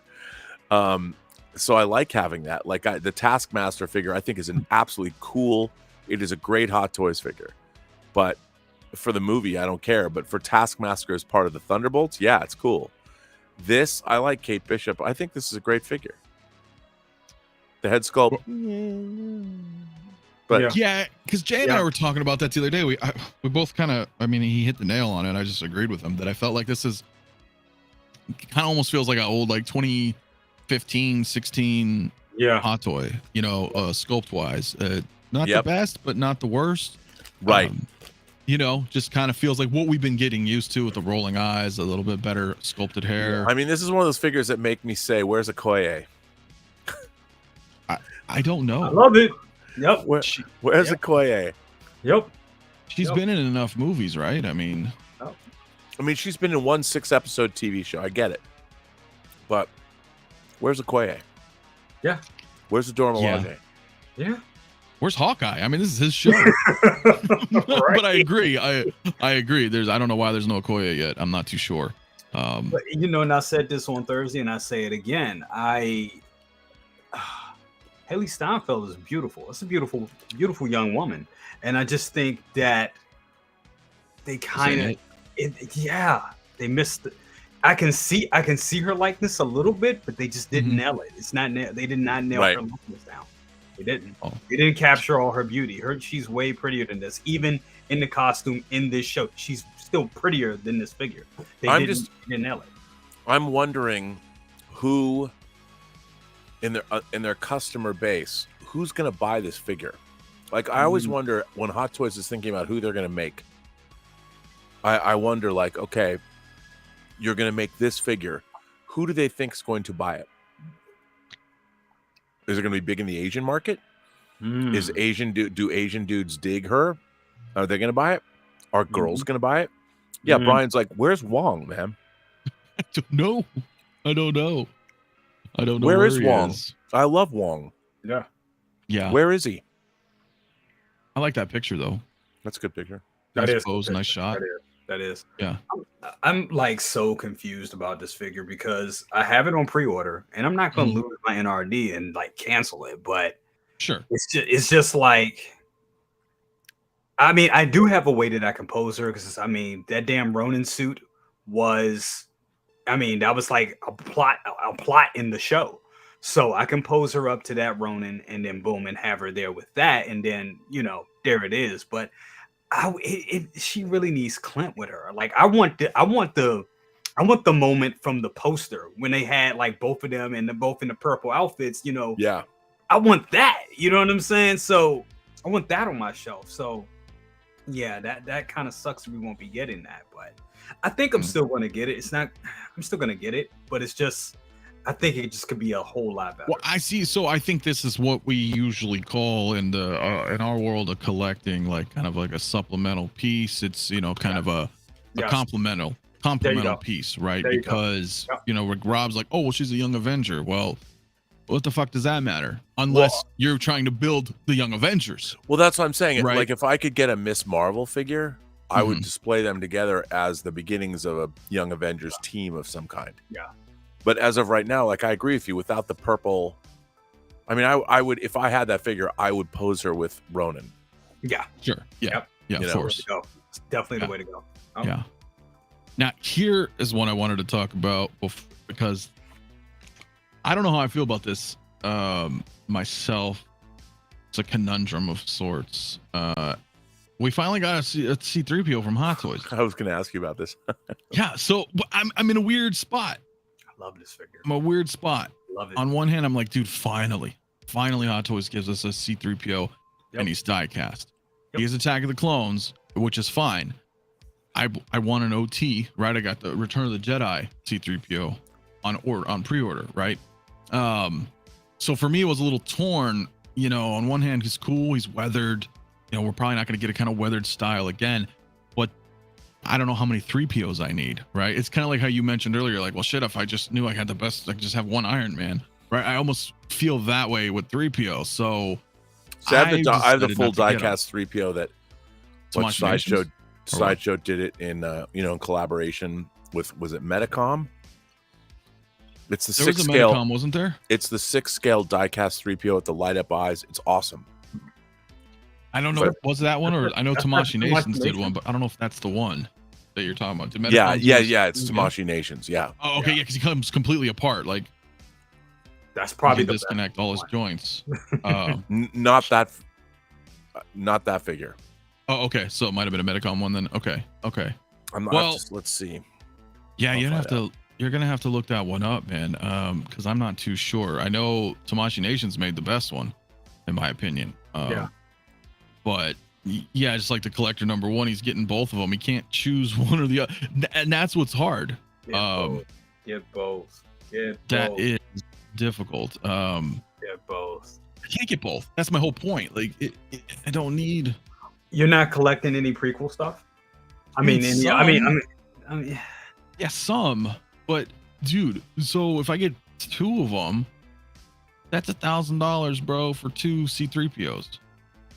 Just about. You know, this is great problems to have. Remember about a year ago, Anthony, we were talking about. Yeah, it is the one I have is the Tamashii Nations. Okay, one. all right, cool. All right, I'm sorry, Jay. Go ahead. But remember when we were like, "Oh man, are we ever going to get a C3PO?" And now we have 2. And now we have 2. And now we have 2. So, but that also I hear you. That gives you. I mean, now we have that option. Like, do you really need this one? Now that we're getting the one that's the gold one, and you know, and you got Salacious Crumb pulling this out. I think it's OT. It's the one. Great. This right here. I mean, if you're like me, I'm collecting a lot from the Attack of the Clone. I'm collecting a line, so he will be with the rest of that line. Yeah. And the weathering on this is just phenomenal. I think they did an excellent job on this. Now, I think the one with Salacious Crumb, the gold one, when that comes out, I think that's going to be the if you just need one, that would be the one to get.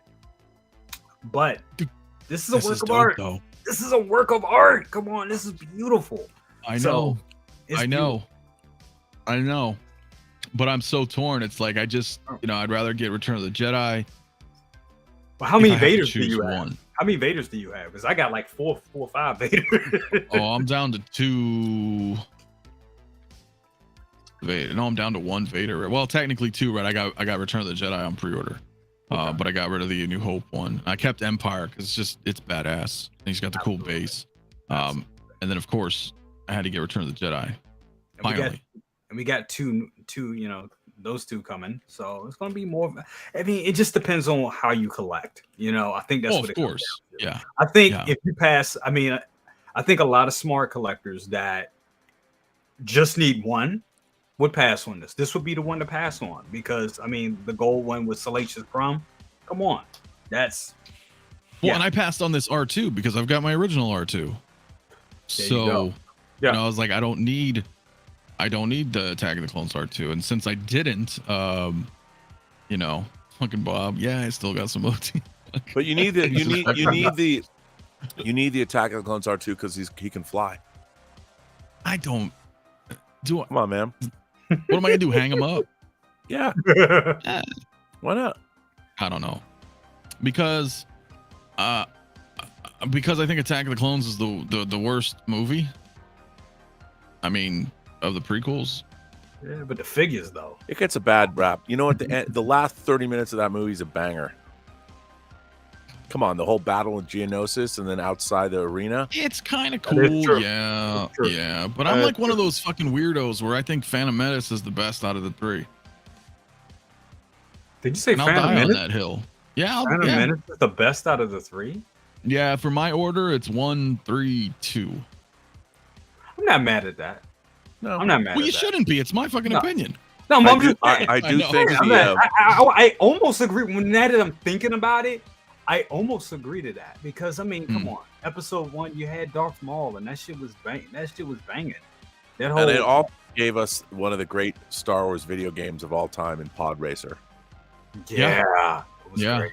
Yeah, the PlayStation. pod racing game was fun. I loved that game. I played it incessantly. Ben Quadaneros. We had a lot of prequel games. A lot came out. In that Revenge of the Sith game, there was the Naboo Racer, the Pod Racer. Listen, I'm gonna let Bob slide on that one. By the way, Nice Bob try. already sent me a Wolverine head sculpt that I have to buy. I just want to point that out. That was Bob, yeah. That was Dylan's quick on the draw.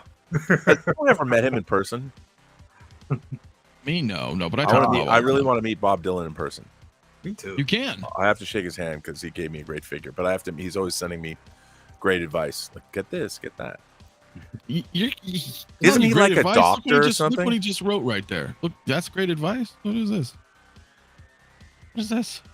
Last Episode Jedi's better than 8 the is original better than trilogy? 4. Okay, Bob, you're dead to me now. See, He's high. What holy kind of shit. psilocybin mushrooms are you injecting into your bloodstream? I mean, what's going on there, buddy? Nah, he's just fucking around. He's just fucking around. But I don't know, yeah, man. Doesn't he live in Florida? I don't know. yeah, He does. I think Well, I think that he's doing all explains right. it. I mean, you can't trust I think he's people in doing all Florida. right. No, I know he's just playing around. But no, I mean, look, I like the Phantom Menace, dude. He's not doing all right with that opinion. Well, no, that opinion is just it's on, out man. there. I mean, yeah. Hey, but listen, I like Star Trek Strange New Worlds. Okay, you're dead to me too. Shot fired, I know. Look, I haven't watched season 2 yet, but I enjoyed season 1. But we don't need to talk about it because I know you don't like it. You know what? And- People, that's the problem. You enjoyed it, but it's not good.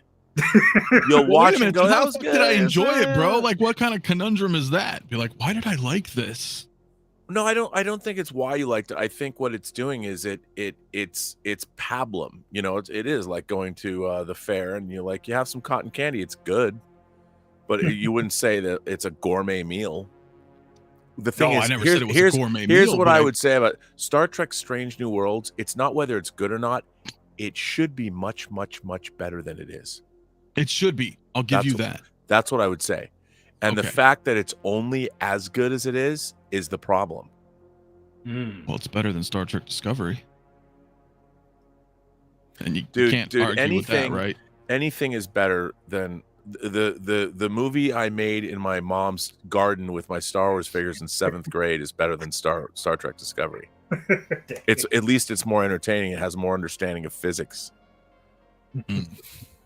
Well, you're probably right, but I mean, I don't know. I like it. I don't know. I don't think it's the best. No, you can like Stranger Worlds. I'm just saying it should be better than it is. Well, when you have 57 years of Star Trek, you need the writing should be really, really, really great. No. Yeah. I don't think it's really. But dude, there was some cool episodes in season 1. Okay, what happened in one of them? Okay, well, I liked the whole thing with M'Benga and his daughter. Why? What about his daughter? Well, the whole fantasy, I don't want to spoil, but the whole the storybook, it came to life because of the entity and the nebula. I thought that was cool. That was Star Trek to me. No? Okay. All right. Is that a fair point? Disagree? I mean, that felt like a Star Trek episode. Like just some crazy... it felt like a Star Trek episode. You'd seen variations on that theme over the previous 5 series. Yeah, but we've been seeing variations everything since the dawn. I know, of time. but that's the thing. It should be variations. It should be new. How does Star Trek reflect our world today? Like Next Generation's episodes were different than the original series.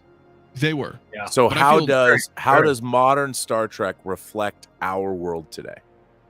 And that's what we should be getting. Star Trek can only ever do retreads of previous Star Trek episodes because that's all the people who write for it know.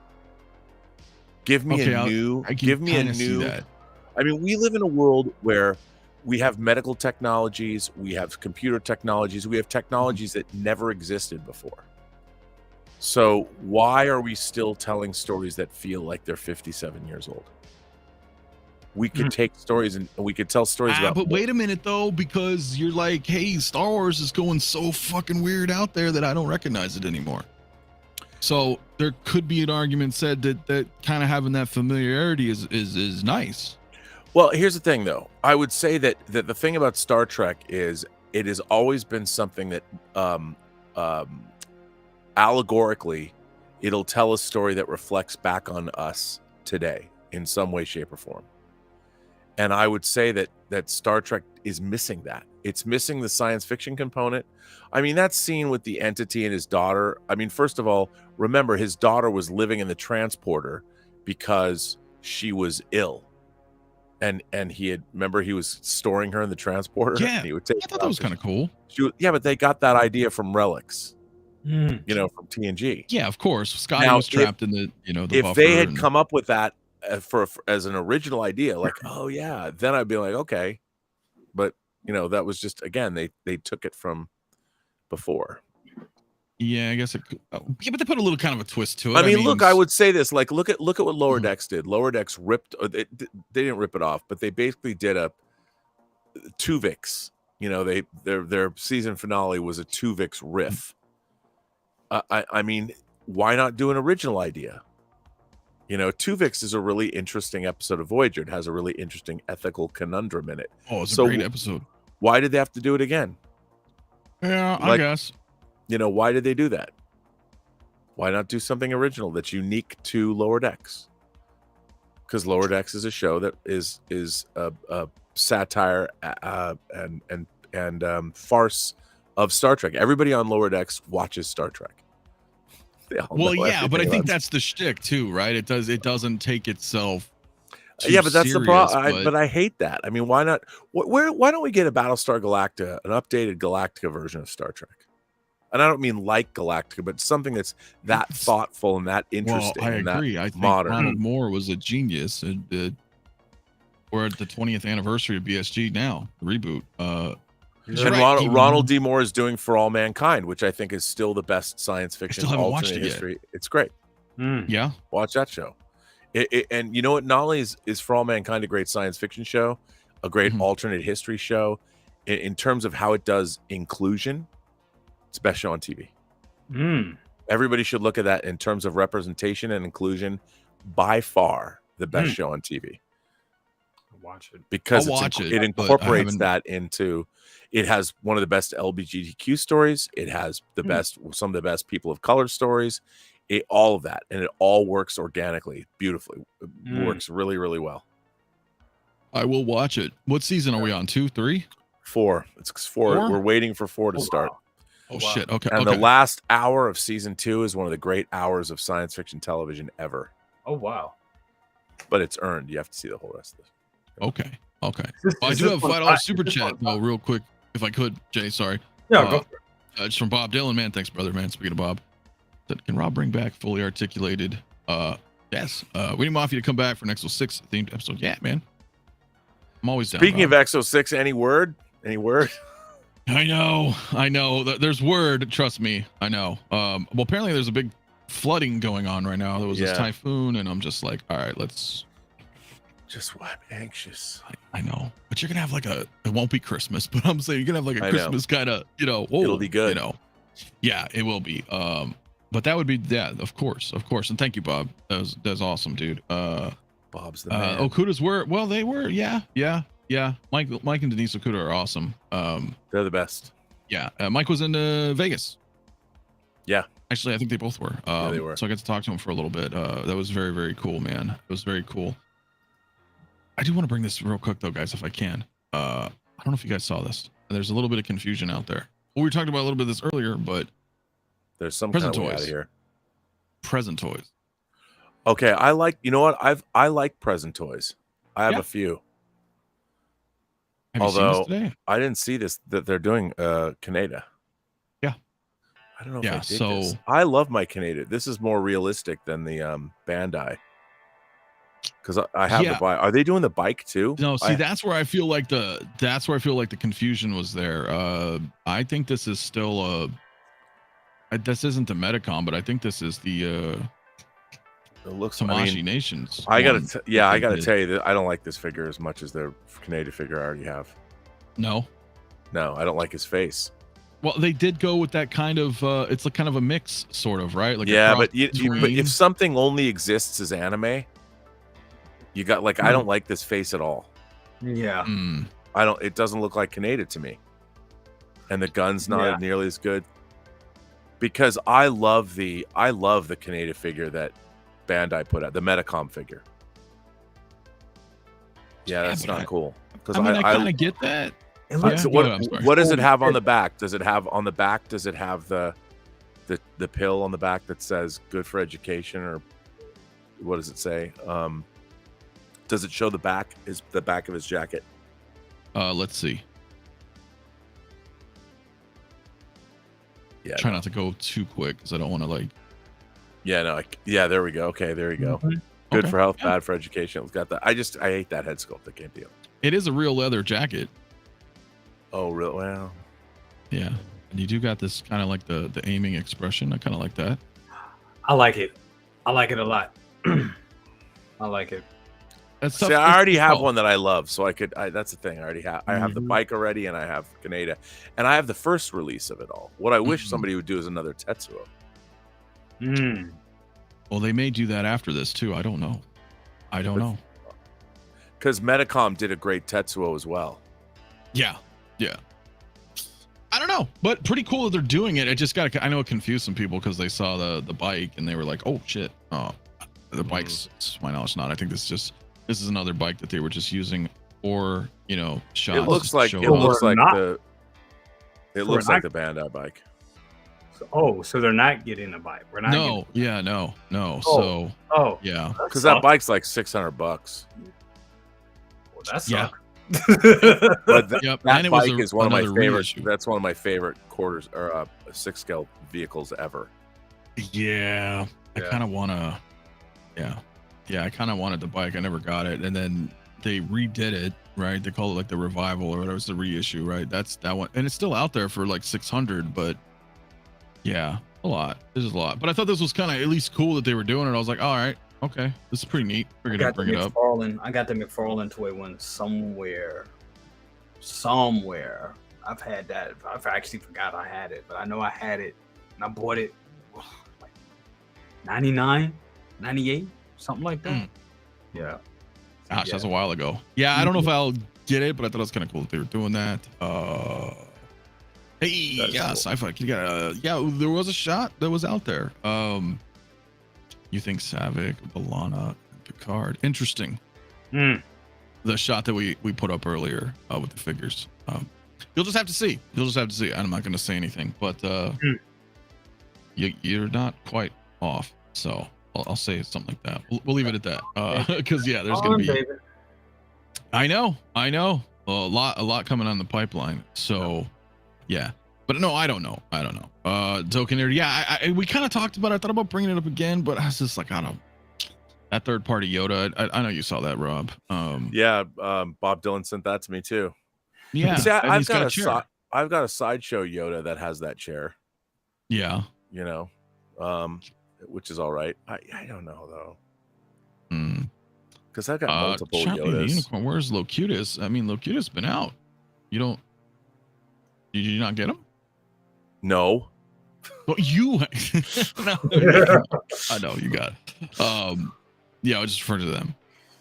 But no, I mean, yeah, man. You may totally mess me up, man. Train of thought. Oh, the sideshow Yoda. You have. Yeah. Oh, you're saying, Rob? Yeah. Yeah. Which is, I think is that Attack of the Clones? It might be Attack of the Clones. That Yoda? I think so. Yeah. I mean, it's either that or Phantom Menace. I don't remember what Sideshow did or how they branded it. I'm not too sure. Yeah, the Cyberpunk bike looks pretty sweet too. I did not get it though. I want to get that bike. Yeah, I thought it looked pretty cool, but I'm not really collecting them, so I was like,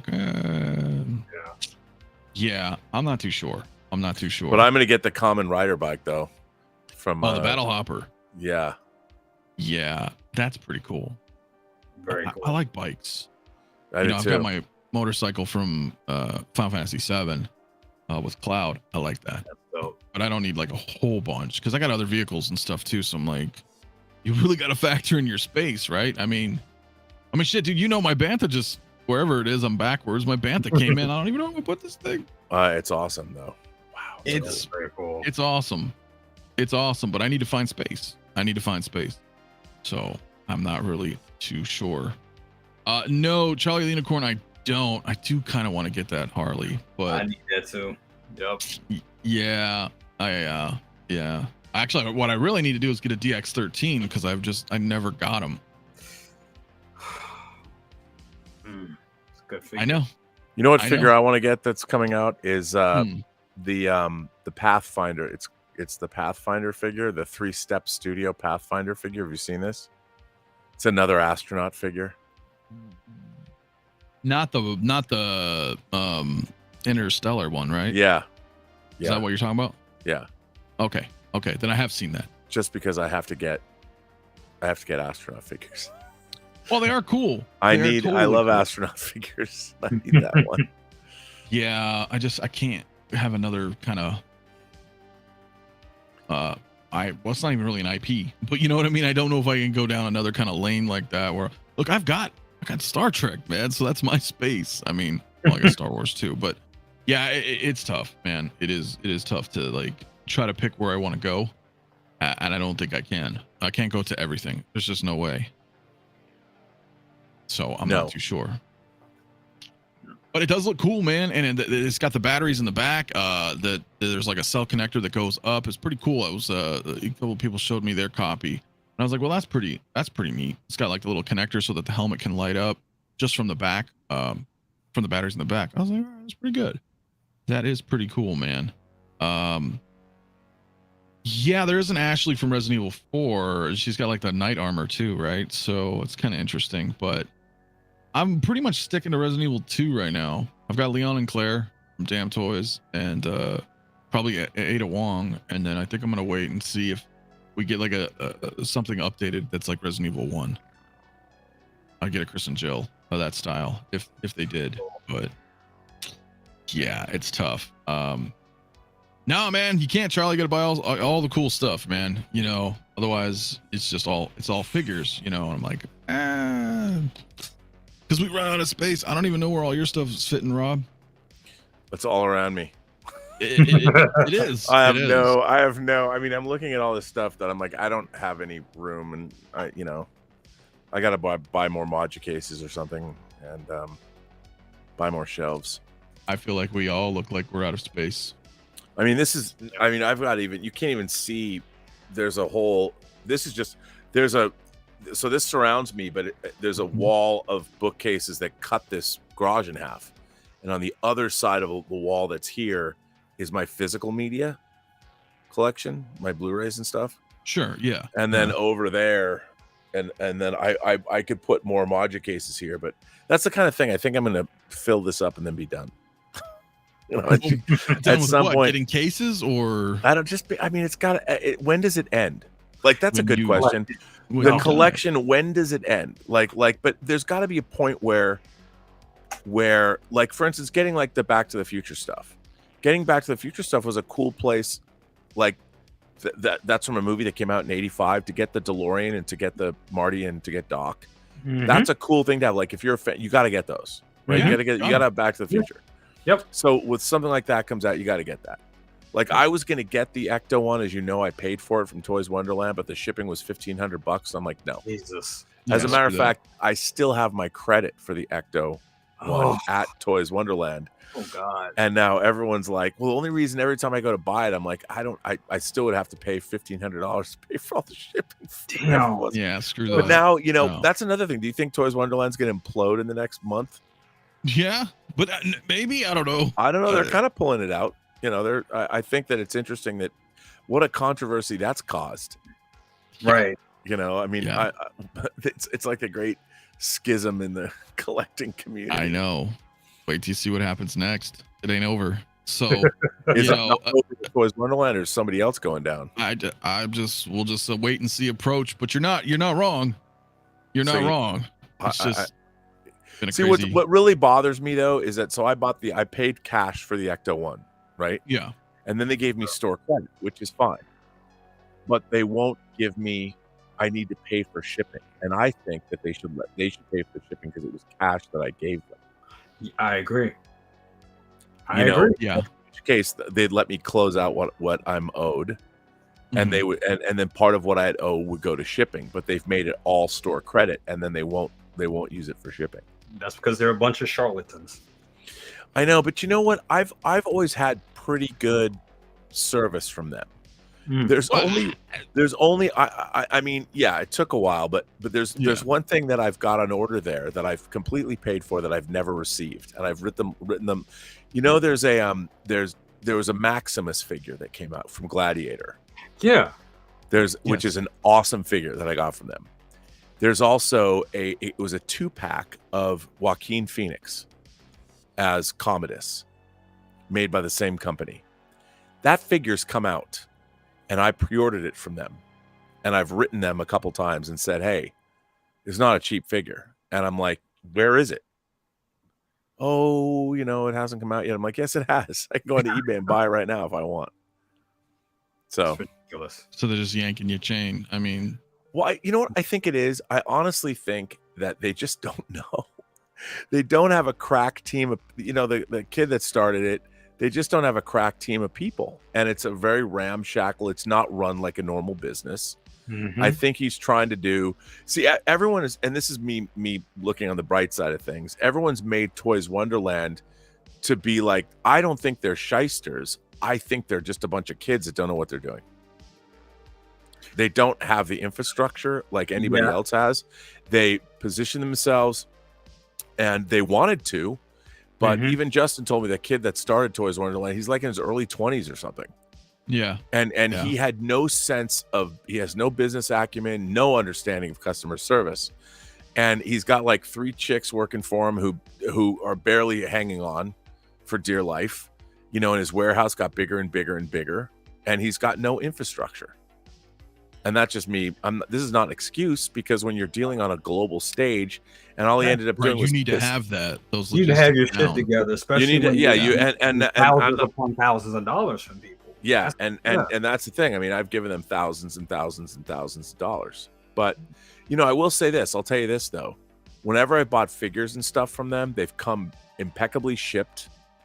I've never had a problem with anything that I got from them when I eventually got it. Yeah. And I just think those guys are just they're like, let's start a company.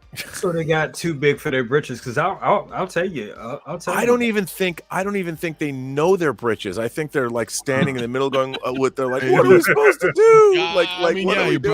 You're probably right. I bought in 2019 to 2020. I would say to 2021 was good years. And if you look at my videos from back then, and those videos have not aged well, because it was me like, Toys Wonderland, they're a good option, because at that time I was getting shit in. Like I got my '89 Batmobile from them.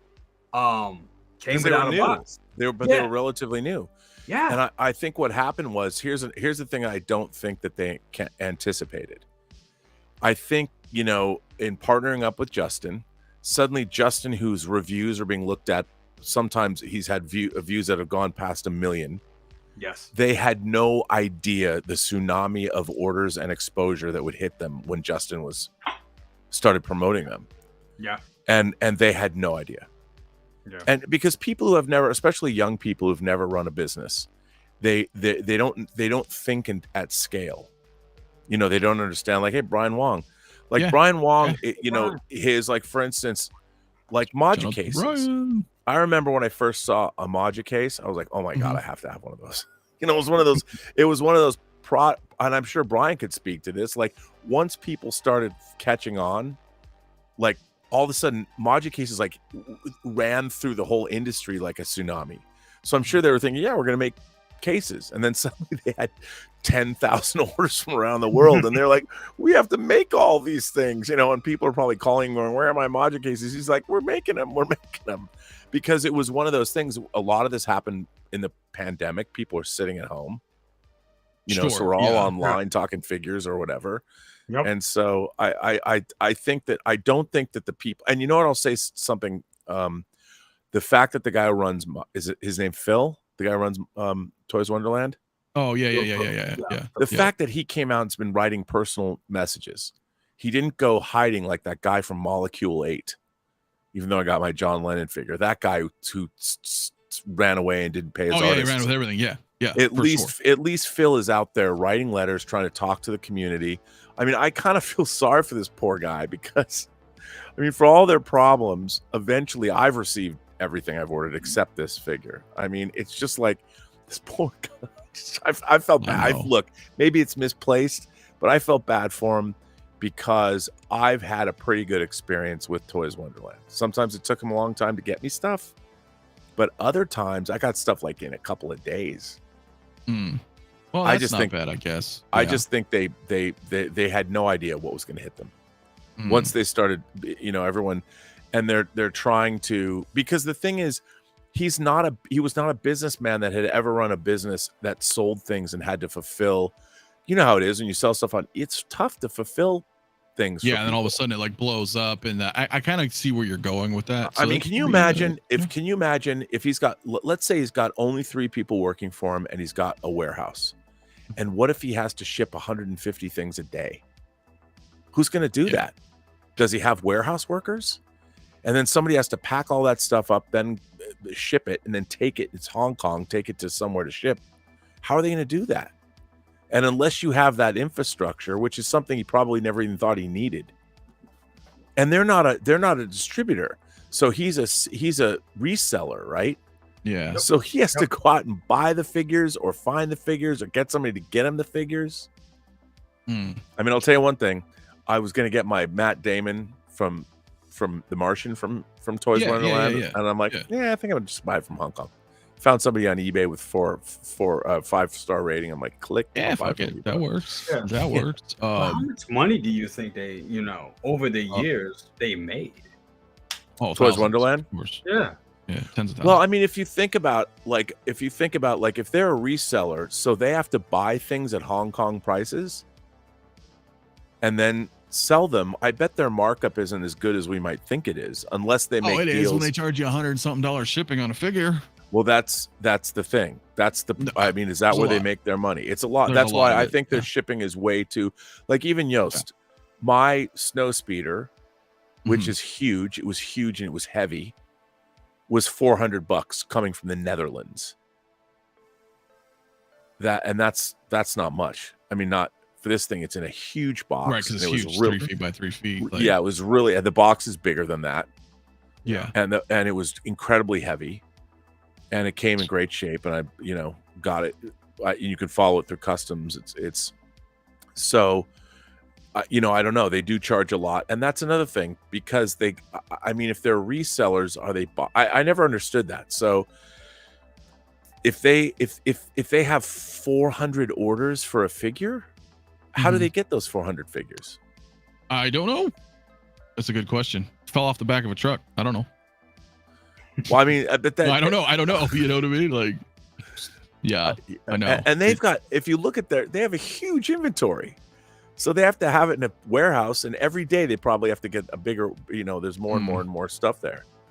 Yeah. I mean, I almost feel like I was going to call that dude up and be like, hey, man, if you fly me to Hong Kong, I'll work in your place for a month or two. Just get you up. Just get your shit up and running. You can just pay me in figures. I'll live in your warehouse. For sure. As long as I can take a shower, you know. Yeah, just give me, that'd be funny. But I did want to say what's up, though, to Brian, since we were talking about all that and talking about 𝗦𝗔𝗧𝗢𝗢 Studio. So, yeah, of course, shout out to Brian, of course, the creator, right? Creator, founder, I don't know, you know, 𝗦𝗔𝗧𝗢𝗢. So, but because I bet he went through the same thing. You know, I mean, 𝗦𝗔𝗧𝗢𝗢 has got to be getting, I don't know, Brian, I don't want to speak for you, but you must have been getting slammed because, you know, you're making a product that was custom ordered. You know, people, you don't know how many, you're not going to, why would you spend a lot of your own money to make 𝗦𝗔𝗧𝗢𝗢s? You came up with this product. Right. And, you know, I have to tell you, I had a lot of fun making my first 𝗦𝗔𝗧𝗢𝗢s. You know, I didn't. I love Brian, but I didn't know what I was doing the first time. I was shit.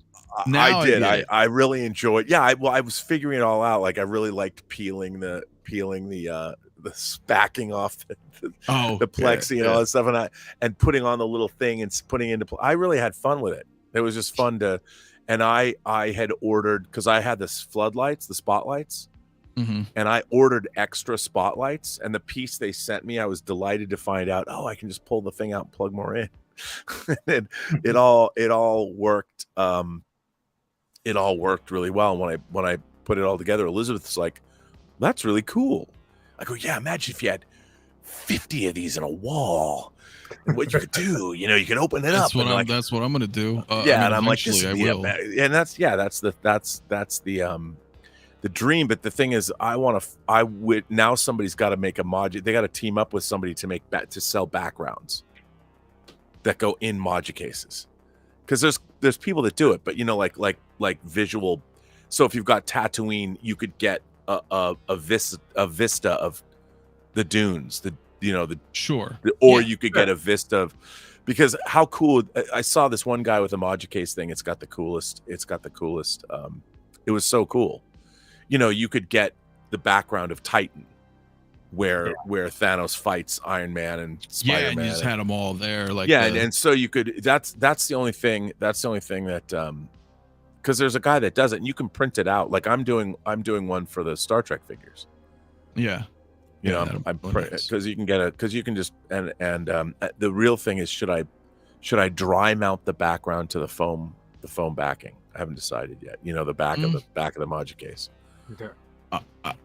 Because you can use dry mount and put it in a vacuum press, and then just slide it in the back. Mm-hmm. If you can slide it, because I don't want anything like volatile. I always want to be able to switch it. Able to just always take something out where I'm like, I didn't do anything permanent, right? Because things may change. I may repurpose something down the road, and I don't want to be like, fuck, I super glued this, or I did something. Yeah. No, that's true. But it's depending on the size. I mean, if you've got like a vehicle, for instance, if you've got like an Ecto one, and I don't know if the Ecto one can fit in a module case, but if you had like a Batmobile, like I've got the 66 Batmobile, putting it in like a DF-120, it would be cool just to have the background of the Batcave. Oh, of course, yeah, it just looks cool. Yeah, I agree. I agree. I want to do stuff like that as well. So, because I've had my garage racks for years, and they're cool, but I'm, Brian knows I'm working. I'm gonna make a switch to it, because I like the style a little bit more. These are good, but I feel like I need more space, and I want it to all look like super uniform. Plus, if you have a background, a color, like especially a vibrant colored background, it would bounce light off from the colored background as well. I mean, you could do that with a white background, but but I can't even imagine what Brian's dealing with now. Like people from all over the world, and Sideshow going, we want to sell them, because I bought 9 DF60s from Sideshow. So Sideshow's then waiting to get the orders that they had for module cases. In addition to the I'm sure it's an everyday thing. Hey, where's my cases? Every day. I'm sure they hear it every day. Yeah. Yep. Well, you heard it here, Brian. No, I love him. So, I'm sure he's dealing but that's with the that. thing. But that's why I feel for it. That's why when Brian said that he's like, I got it right, because I don't feel any malice, or I've never felt, because the people have written me back. Brian's like, yes, bro, still doing it. The thing is that module cases are a great product. I think they're a great product. Oh yeah, I agree. I agree. Yeah, for sure. And it's I just wish you could buy like more accessories, like somebody printing it. But then again, who's going to license you? If you were going to print out the Batcave, you'd have to have a license to the Batcave. Yeah, it's got to be all under the table stuff, man. Like you said, people on Etsy or other people are like, hey, I'll make these in these dimensions and this resolution, and you can, because that's really it. You can't. Yeah. Then you're gonna have to get a license for that, for selling a backdrop. Yeah, no, it'd have to be. The thing about, like, my favorite new guy in the world is 3D Trekker on Etsy. Yeah.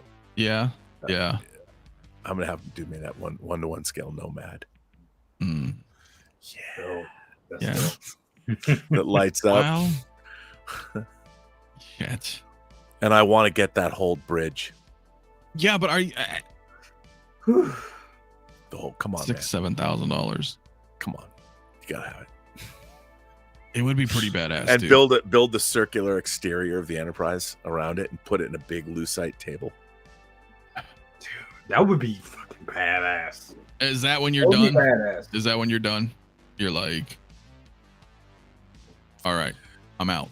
I've got the bridge, the Enterprise. Well, maybe. I'd certainly be Is done that with the end game? You know what I mean? I don't know. Dude, that would I be remember thinking of the 𝗕𝗙𝗥𝗖𝗢𝗡 Falcon cockpit was my end game. I remember that. And I was like, oh my God, this would be it. That is the end all be all. And can I ask you a question? You have it, right? Mm-hmm. When did you get it with the glass? I mean the plastic for the windows? Yeah. Nope. How did you take off the sticky exterior?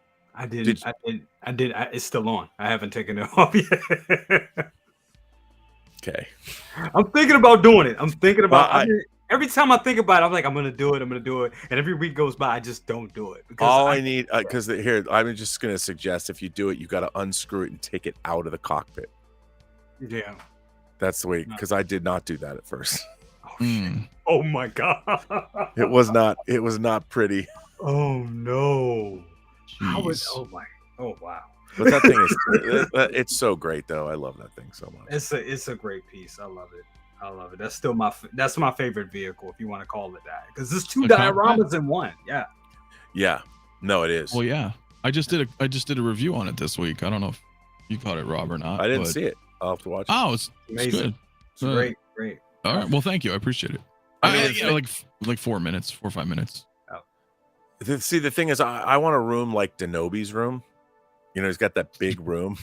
Yeah. I want, where do you get that room? It's that room itself that allows you, like I think about rooms in terms of 𝗦𝗔𝗩𝗘 cases. Like I think about this room. If there wasn't doors, like I wish there weren't doors here, then I'm like, oh, I could fit 6 DF-120s across this room. Oh, I think the same. I'm like measuring it in my head. I'm like, because he's like at this upstairs loft. It's fucking awesome. It's awesome. It's awesome. Yeah, it is. Yeah. It is. Yeah. I mean, and then of course I think about Justin's room too.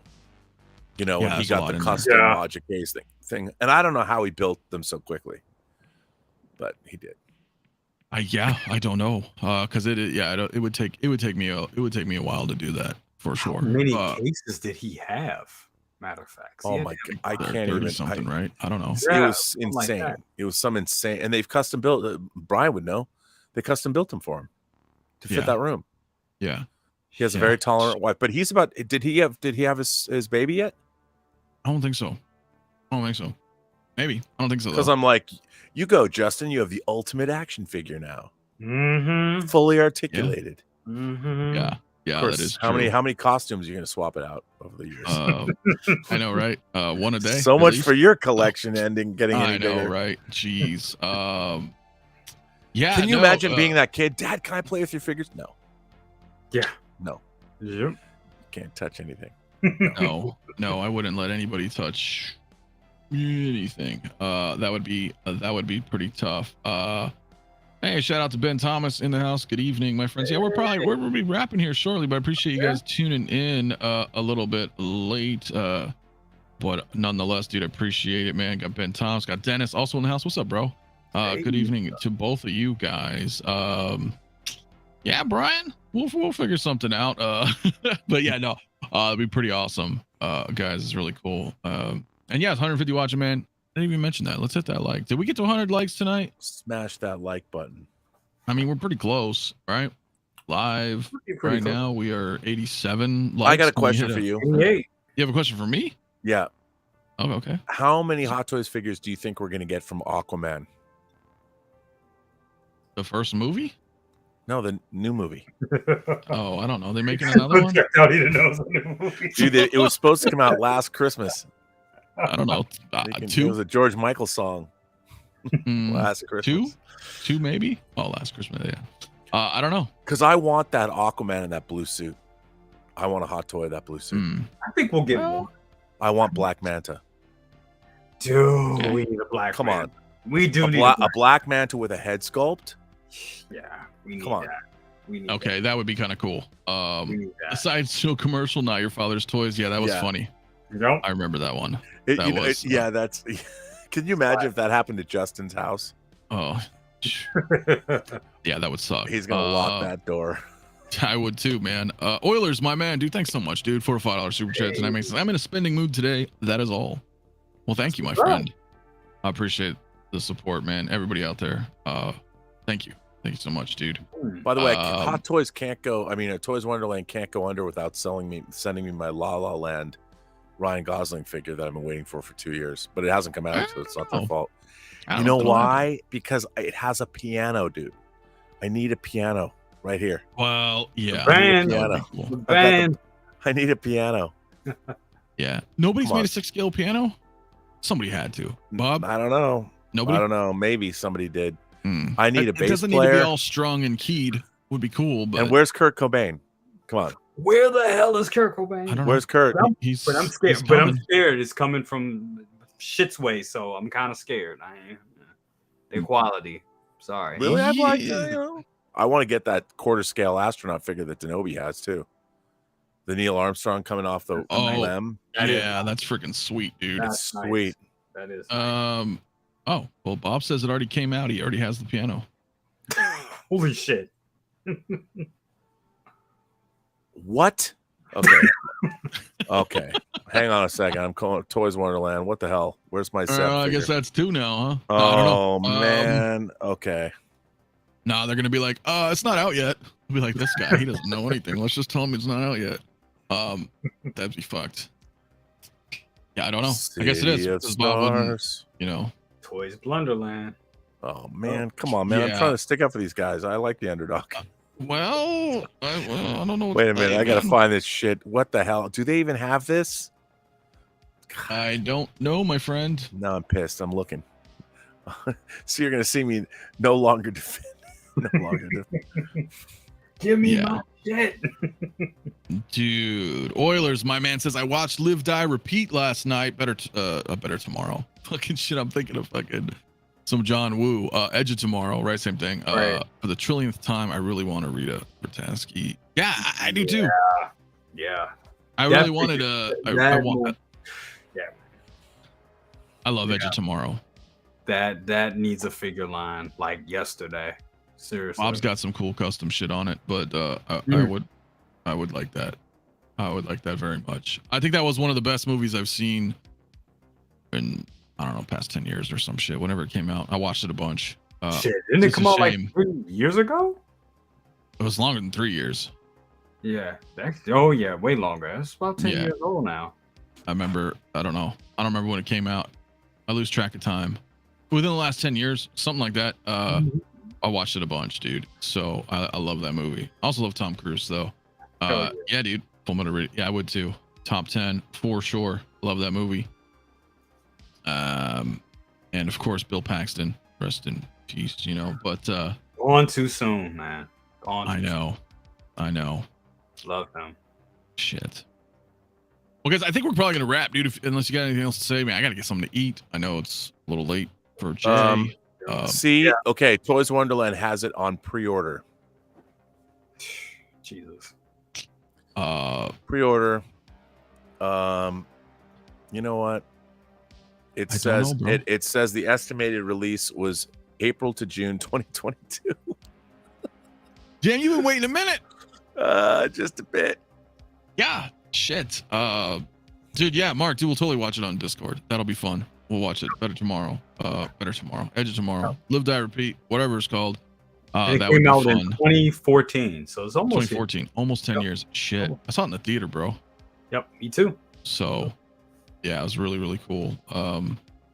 Yeah, guys, I think we'll probably wrap. I need to eat, man. It's a little late. I want to say thanks to everybody in the chat tonight, hanging out with us, chatting with us. Go check it out, man. I had that, like I said, the interview with Yost, with Jazz Inc. I had the interview with Shiloh from New Wave Toys. I put up that cool 6-scale Bantha, little quick review, did a Falcon review, a couple other things. Rob, it's great to always have you on, my man. Always a pleasure. Liked your show earlier. Find Zeb. Oh, thank you. Yeah, I gotta find it. I can't believe I don't have it. Yeah. Well, what you got? You doing something tomorrow? You doing like a members thing or let's get physical media. Yeah, Yeah. see, look at this. Okay, they have this thing on eBay. It's $360. You know what I'm saying? Come on, man.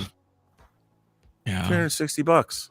You got Rob with the piano really down on the rabbit hole now, trying to find where and his this piano looks is. nice too. It's sweet. Dude, Dylan knows. Bob Dylan sent me the speakers. You can't really see him. He sent me these speakers. He did.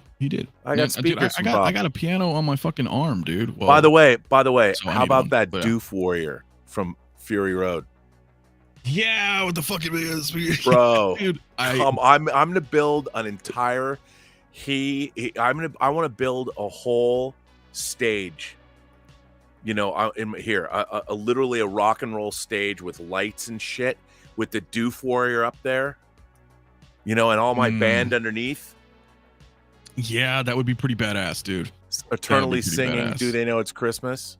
Love it. Real quick, I got to get that in-arts Michael Jackson. I got to get the 𝗕𝗘𝗢𝗠𝗘. I got to get Zeb. Come on. Yeah. That in-arts Michael Jackson is out of control. I can't wait. Hopefully I'll be able to show you at some point. Now, if somebody would do all 4 members of Kiss. Well, then let's do all 4 members of Metallica with Cliff Burton. But in terms of figures, man. Kiss. Yeah, Kiss. Okay, I mean, Kiss would be very yes. Because then I would get my bass player. Yeah. Exactly.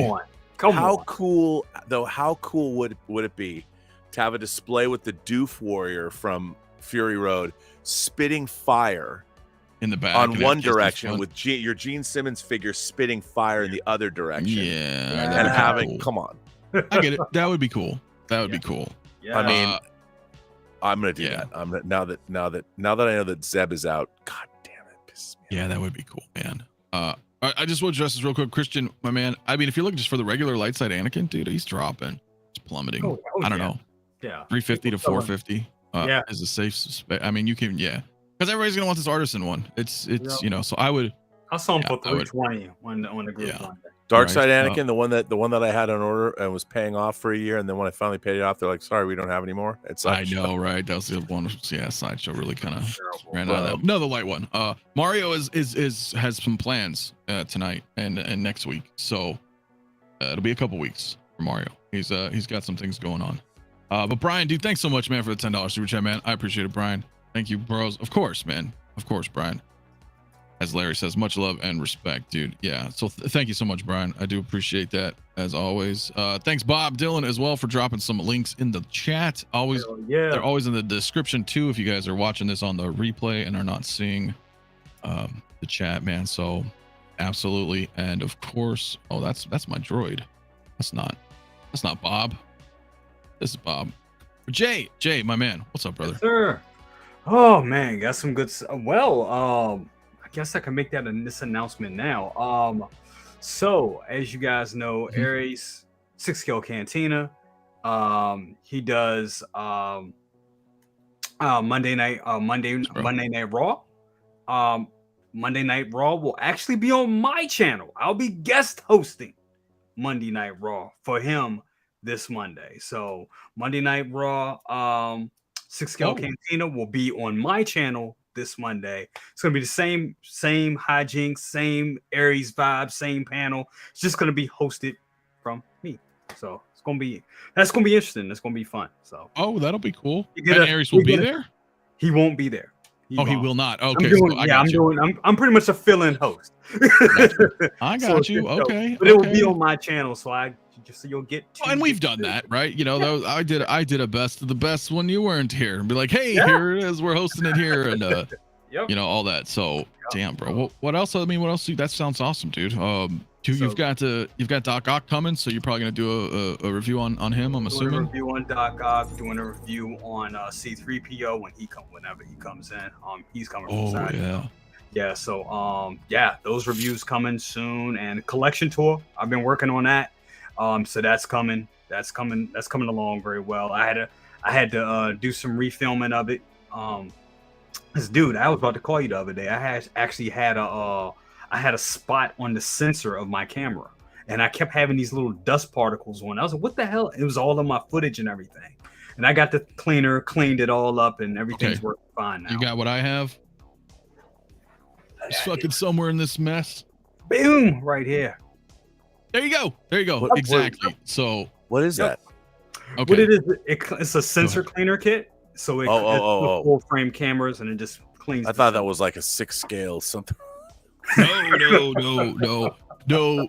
So they have like these like kind of triangulish straight line here, like a cotton triangulish. Is that a pronoun that I don't know?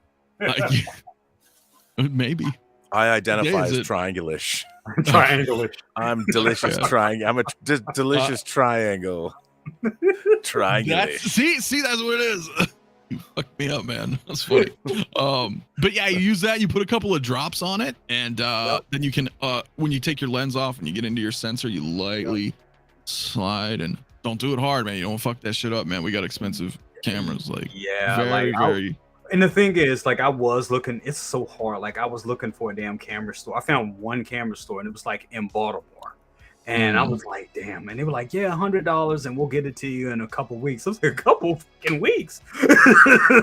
Like, I'm gonna learn to do this myself. And it was very. You just told me, but look, you figured it out though. Yeah. I was about to. Because I looked at the footage, I was like, what the hell? At first, I thought it was something on my screen, and I was like, no. Yep, that's how it starts. You're like, something there, but then when you move it, you're like, well, that's staying exactly where it is. So, yes, triangulicious. Hey guys, whatever. Look, I will say this: like next week would technically be episode 100 on our Saturday night show, but I'm gonna call it 99.5. Because I can't do a 100th episode without Mario, and he'll be on the prior one. Of course, Rob, it would be great. You know, we'll do the 100th. Dude, I'm so triangulish. I'm down. You're down. I'm gonna bring my triangulish self to your show, your 100th show. Well, bring him. Bring all the triangulish stuff. Oilers Workshop knows what's up. Triangulation. Yes. Triangulation at maximum, I constantly say. Whatever, man. He showed you what it looked like. I don't know. Looks like a broom. Whatever you want to call it. Dustpan. Fuck it. I'm out. Does look like a dustpan. We're out of here. Hit that like button, guys. Hit the subscribe, man, if you enjoyed tonight. I was about to tell you what my favorite thing that's triangulish actually is, but I'll save that for the next show. Ooh, save it for the 100. I can't say it live. I'll just let you decide. What's your favorite triangulish thing? Oh. One night in Vegas? No, I'm not gonna say. I'll leave it up to you. Triangulish thing? Is that what you're trying to like? What is a triangulish thing? Something that's triangular and delicious. Oh my. We're out of here, guys. Have a good night. Have a good weekend. Lots of pointed tips coming together at perfect angles. That's an